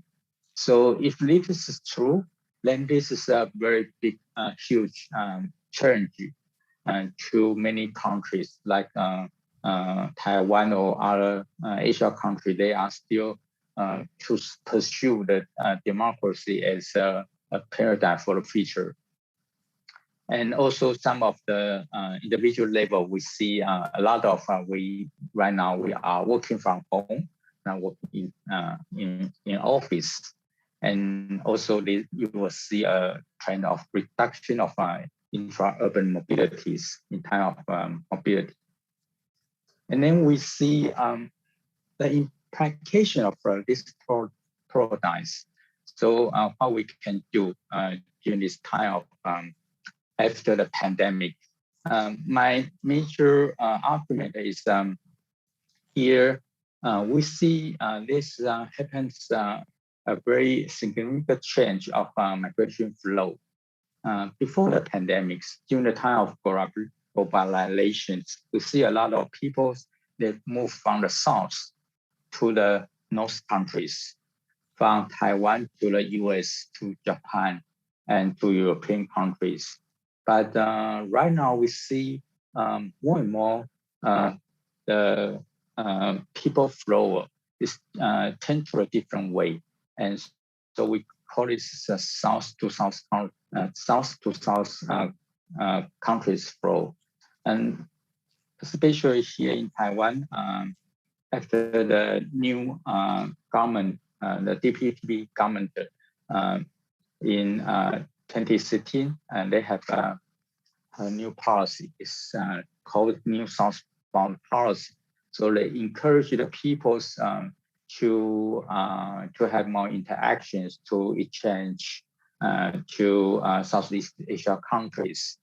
And then now we see this also after the pandemic. This is probably a time of people's move from the national border to the transnational borders. Especially for one example is also the other German sociologist, Anja Weiss. She talked about the sociology of global inequality.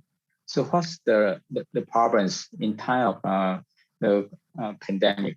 We see this two map from the Johns Hopkins University. And I show you this on the February 1st in this year. And there's already global cases of pandemic is already beyond the 100 million cases. And here you see in the left line, the major countries they have impact from the COVID-19. Here's US and United Kingdom, France, Spain, Italy, Germany. So from the top number 10 is 6 countries from the North country, from the well-developed industry countries. But if you see this map, this is from yesterday. I should have this map from the same institute, Johns Hopkins University. And then you see only the top number 2 is US, United Kingdom. And the other, here is number 9 is Malaysia, and number 10 is Thailand. So from the top number 10, it's only 2 from the North countries, and the other is from the South countries. So we see the global pandemic. So this is very huge on our society, especially to increasing the global inequalities in a very large scale. So what can we do? So one thing we can do is to push more and more cooperations between the countries, especially between the South countries. So for example, here in Taiwan, we have some of the NGO organizations. This is one of the NGO organizations, non-government organizations. Its name is called 140. And this 140, they have a major purpose. Their purpose is building a migrant school for Southeast Asian migrant workers in Taiwan. So because they see a lot of people, they move from Southeast Asia countries to Taiwan, but they landing as the second citizen in their host countries. So they have a purpose to change this kind of phenomenon. And here I want to also show you on the other way, we also see this is if you see here, and this is not only the migrant worker come from Southeast Asia to Taiwan, and here is the statistics on Taiwanese working abroad. And we see, of course, China is a major purpose, major destination. As Southeast Asia countries is right now is becoming the second destination for Taiwanese people working abroad. It account in 2019 account for almost 16%. And so this is this kind of information is in telling us this is in time of the pandemics, especially in Taiwan and Southeast Asian countries. And then we see there are a kind of they are building a kind of migration system. What I call migration system. Migration systems is a system that benefit for mutual countries, including the mobility of people, including the mobility of goods, including the mobility of information. So this is a mutual direction, not a one-way diversion. So not only the people they come from Southeast Asia countries to Taiwan for work, but also we see a lot of Taiwanese people, they also seek job in Southeast Asia country. So we are the country that building a same migration systems. So at the same time, so we also cooperate with Southeast Asia universities. For example, the BSSRD in Pajamana University, the Center of Southeast Asia Social Studies. And then we want not only academic cooperations, but also build more cooperations in terms of student, in terms of research cooperation, in terms of the other kind of exchanges. And we hope in the futures we can also build the cooperations with UNESA. And this is just my presentations. And thank you. Terima kasih. Thank you so much, Professor Tang.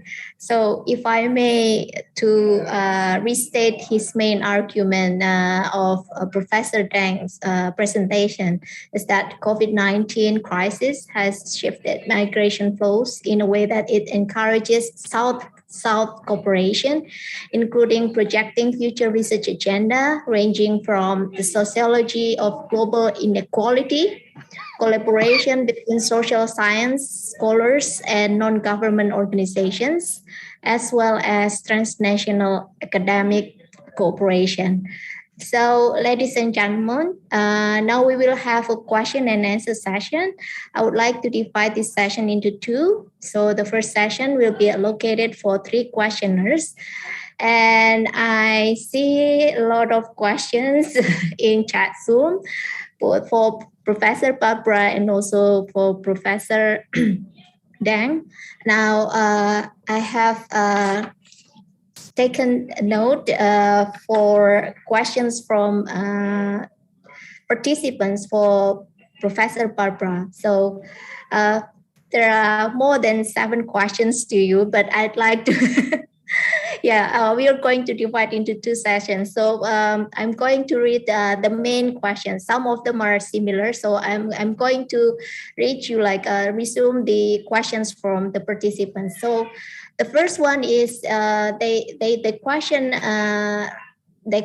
you regarding the accuracy of data. So the accuracy of data, it's not only for measuring the floods, but also for remote sensing usage, because the participants think that remote sensing is only used for specific landscapes. So what about the accuracy of the data using the remote sensing?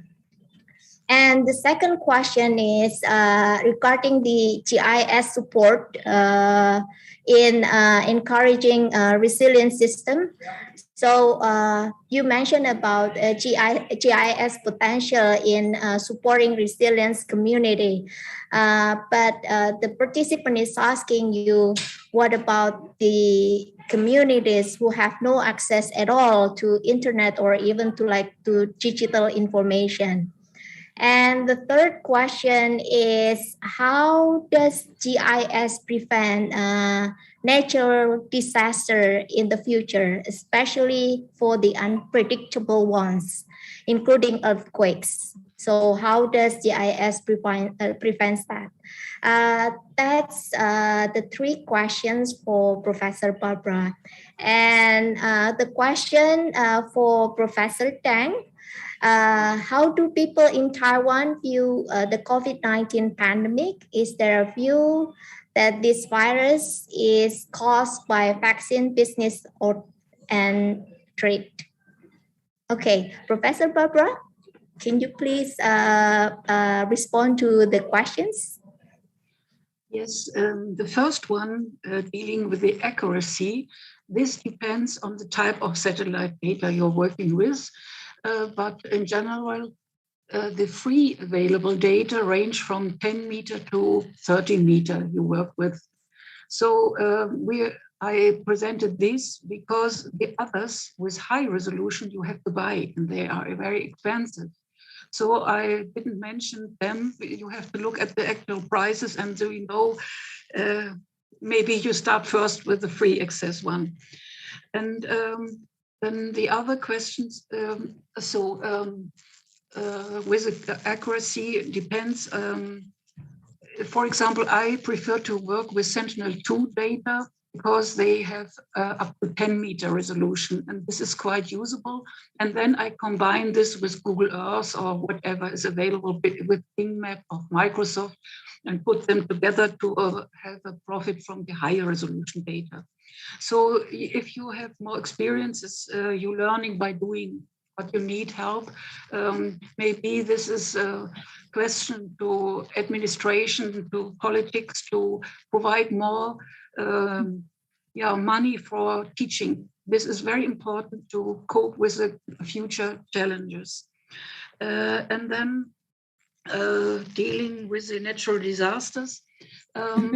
Of course, it's not predictable when disasters will happen, but what we know is they will happen. And the best you are prepared is to evaluate the existing data and to look which areas have been prone most in the past, whether are volcanic eruptions or earthquakes or tsunami areas. In this case, with flooding, it is easy to derive the areas that are prone to flooding. Just take the map with 10 meters below sea level, height level. These areas are prone first. And when you consider climate change in a worst case scenario with these 15 meters, you have to update all your tsunami models with flooding areas. This will increase, of course. And the last question, with areas, I think even if smaller communities don't have access to internet, I think the future will show that more and more have their iPhone with internet and they can download, work with their iPhone applications. There are the apps you can use as well. But I think in this case, if they have no access, just the knowledge that these maps exist, they can go to the local administration and ask for maps. Which areas are prone to flooding, and then enlarge these maps, go to their community, make this map, put the map on the wall and show people, you are in the area most prone to flooding. You must carry out some preventions like wall or sand sack buildings, for example, walls that are cheap to achieve, that even the poorest can achieve, and just to be prepared. This will help as well. I think that the challenges of global climate change with increasing hazard and the increasing intensity of hazard will be a challenge that people have to do something, that the administrations have to do something, people have to cooperate. And one question was the legalization. I've seen in the chat, we had all these difficulties with data exchange in the European Union. And what is very important is the standardization of the data formats, because every country has different maps, different special arrangements. And this is very important to have standardized formats between the countries to exchange the data. A lot of work has been done already in this. In Germany, we have laws, but we adapt to the European Commission to inspire initiative, for example, to exchange environmental data, because many institutions, they keep their data still secret and they sit on their data or want to sell them. And in the future, this is not possible anymore. We have to work close together, international, based on an international base. So this is something very important, to install laws to oblige institutions to deliver their data free. I think is very important. Okay. Thank you so much, Professor Barbara. If I may restate your response to the questioners, you also respond to the last question, which is about how does the government, our German government, mitigate disaster. So you're talking about the free of charge of application. That is why that the accuracy of data is going to be like a very The last question I didn't hear. Sorry, I didn't hear the last question. My microphone. Sorry. I didn't hear. Yes, now, okay. Okay, I'm sorry. I just turned off my Bluetooth, so that's why I lost my voice.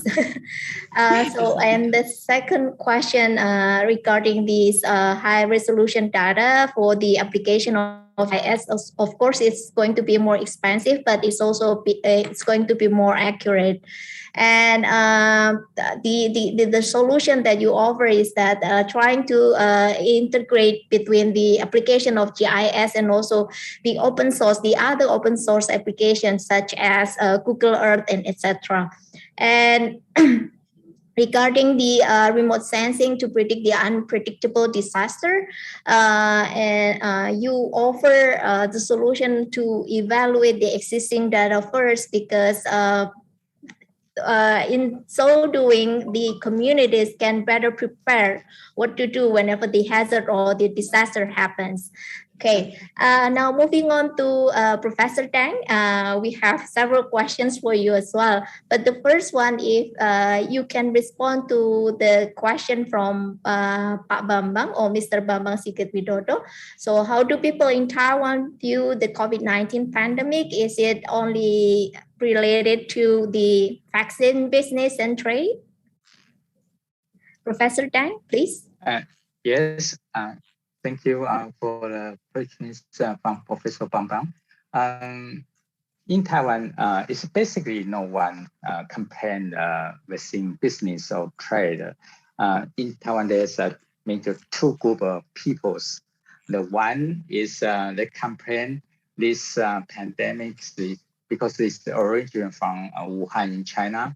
So they compare this as China, they produce this kind of pandemic.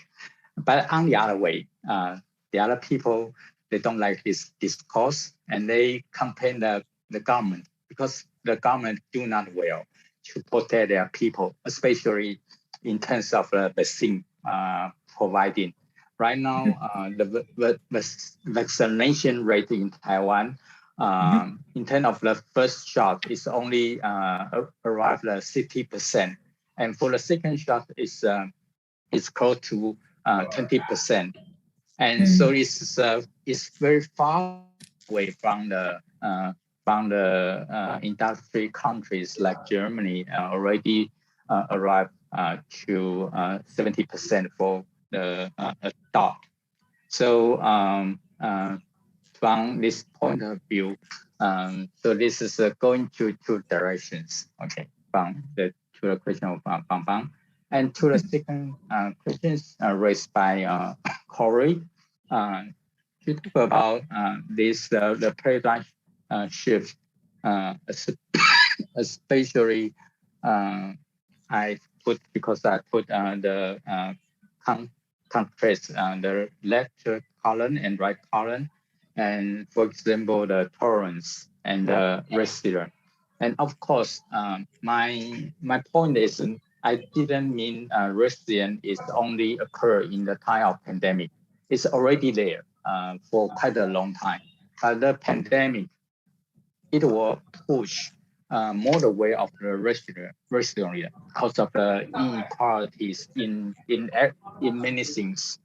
There's not enough vaccine for the people. There's because there's some the other cultural problems. So during the time of the pandemics, probably they will push more resilience to happen, and this is a way we have to very aware of this danger, and the state, the nation state, and the world should put more effort to condemn this kind of not only the natural disaster pandemic, but also the human-made disaster. The resilience. And to the third question from City, Habiban, this question talk about the ideologies influential in the time of pandemic. And of course, I didn't think the ideology will disappear even after the pandemic.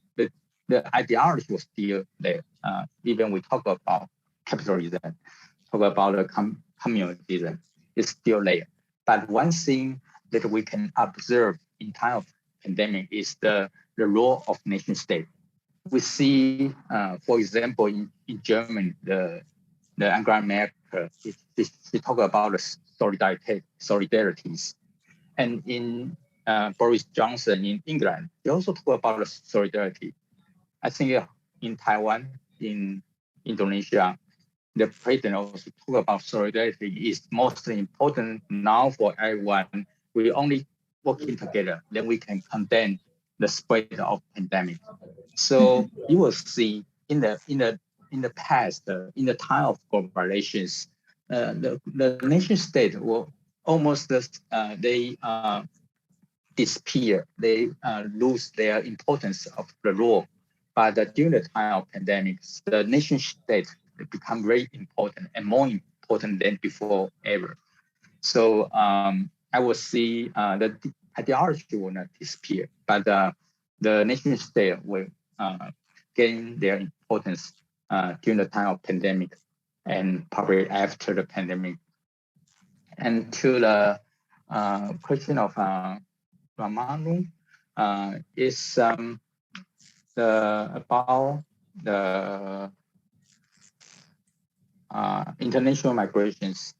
The international migrations, yes, we see their global pandemic. They suddenly stop the flow, the mobility of peoples, and especially in time of 2020s. But I see after the pandemic, probably then they will get recovery. The people will move again. But in which kind of directions will it be the same before the globalization, or it was to push in the other way? Maybe we see the direction is probably there will be more regional mobility instead of a very large geographical mobility. And this is probably the trend. But I did see the mobilities after the pandemic. Probably they will be a little bit different to the patterns before the pandemic. Thank you. Thank you, Professor Deng. So you have answered all the three questions. You emphasize the importance of solidarity in different nations, including Germany, Taiwan, as well as other countries. And you mentioned regarding the ideology, the nation or the state is still maintaining its ideology. And for last questions, include regarding the international migration, it has changed now. It has shifted due to the travel bubbles and also the effect of COVID-19 in terms of economic aspect. Now, I'd like to open up the session 2 for question and answer session. I still have 3 questions for Professor Barbara. I'm so sorry. Some of them are very technical. So let me begin with the technical first. The technical one, the use of remote sensing. So the participant is wondering whenever the use of remote sensing will be accurate enough in Indonesia, despite of cloud cover disturbance in Indonesia. That is the first. Now, the second one is non-technical, but it's related to the topic or the theme of the conference this year. So why is it important for you to bring up the hazard assessment in time of COVID-19 crisis? So this is one of the questions from the participants. Please, Professor Barbara. The first one is easy to answer because I've mentioned in my presentation already that we need then radar data. Radar data can penetrate cloud covers and help to analyze exactly which areas have been flooded in the past and momentary, but it depends on the immediate availability of remote sensing data, of course. But it helps very much to analyze this data from past events to see which areas are regularly flooded. So this is the first answer, but the second, in these times of pandemic, I'm convinced that we have to live in future with COVID as well, but we cannot neglect the challenges of climate change because it's obvious we have to cope with this. So we cannot close our eyes now because it's a pandemic situation to the other challenges. So we must work in different stages and different disciplines parallel. Every discipline has its own task. And for natural science, for geosciences, it is very important to do not neglect the other things. Otherwise, it will throw us back, or we will cope with even worse effects of global change. And still, people are now beginning to realize it happens really, but. I started to work about climate change, to work with satellite radar data in the 1990s. Nobody wanted to believe. Now people believe it happens. They realize. But we have to start, we had to start earlier, but now we start more to be prepared. We cannot avoid, we cannot predict natural disasters precisely, but the better our database, the better we can prepare. And for this reason, I would propose that every community learns more and to use the tools. Begin in schools. We have to use more these tools, what are free available, to raise awareness of people, to train people. We must do this or this, or we must build in other areas, or we must we must be prepared to leave our area because it will be flooded in future. So I think this is the answer to this question. Thank you, Professor Barbara. So you mentioned the use of radar data for optimizing the accuracy of remote sensing usage. And the second one, because this is pandemic, so it's time to, again, reinforcing all the resources that we have to contribute more in every discipline. And in terms of geography, then it will be much more to the hazard assessment and also the prevention and also the mitigation. Now, we also have questions for Professor Tang, and it's being sent to me directly. So Professor Tang, here is the last question for you. What is the best strategy from sociology perspective to handle the downturn of pandemic COVID-19 in strengthening sustainable communities amidst mobility restriction? And how does South-South cooperation reinforce sustainable communities when vaccine is mostly provided by developed countries? Please, Professor Tang. Yes, thank you for the question. This is a very good questions. I think there's, for me, I don't see there's best strategies from the perspective of sociology. The sociologists always discuss the challenges and seek a solution and alternative solutions for the phenomenon. So we see this is, as I introduced in the beginning of my presentations, I saw there are different kinds of role model prototype to contain the spread of a pandemic. There is a China model, there is Germany model, there is Taiwan model. And in some way, I see we should stay in between. If we want to contain COVID-19 cases in very short time, then we have to adopt the China model. And then we have to lock down, to stay at home and not go out. If you go out, the place will be there. But this is we will lose a lot of our lifestyle, of our individual freedoms, and we have to pay a lot, and we have to give our own individual right to the government, to the state. So this is a contradictions to the individual's freedom and to the national governments.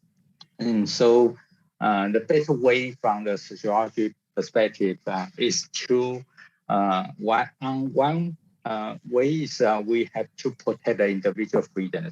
Some people they because of the religious reason they don't want to wear face masks. Because of religious reason they don't want to get vaccine. And so we also have to pay respect on these peoples.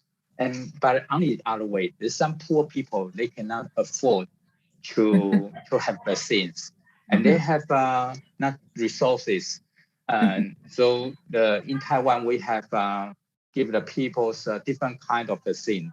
And some people, they want the vaccine from the US Moderna, and they don't want the vaccine from the other brand. So how you balance this kind of difficulties to let the poor people, they still have enough vaccine and still have the right they want to choose. And this is, I think from the sociological perspective, there's only one thing we have to very aware of, and this is inequality. And we want to reduce the inequality, not to increase. And then the second question is, sorry, I forgot the second part of the question is. Okay, so the second question is how does South-South cooperation reinforce sustainable communities when vaccine is mostly provided by developed countries? Yes, so here in Taiwan, yes, we also, the government also try to have our own vaccine. Although it's still not many people, they don't like it. Many people still like the vaccine from the Astra and from the Pfizer, from the Moderna, but like our own vaccine. But I think this is one way we have to push the local produced vaccine, and to probably on the other way is that you have more cooperation between the South-South countries because in some way we are very similar in geography, in the cultures.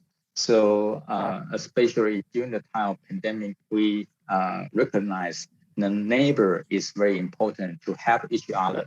And the pandemic cannot resolve the question by only single countries.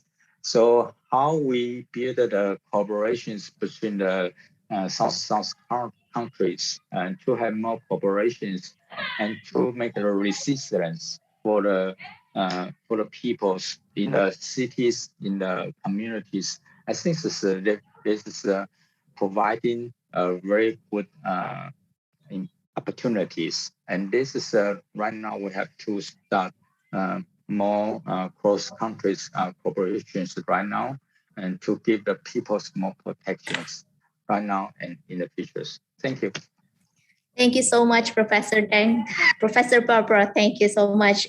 So ladies and gentlemen, I would like to resume the closing statement from Professor Barbara and also Professor Deng. So from Professor Barbara, global change is a challenge that everyone has to collaborate to resolve it. So everyone has to collaborate to resolve it, while Professor Deng emphasizes the importance of equality and also providing more opportunities in order to handle or resolve the pandemic COVID-19 effects towards the international mobility. So finally, ladies and gentlemen, I, as the moderator, would like to thank each keynote speaker. Please give them a round of applause, and all of the participants for being kindly active during the plenary sessions. Happy conferencing, stay safe and healthy. Good afternoon, everyone. Over to you, MC.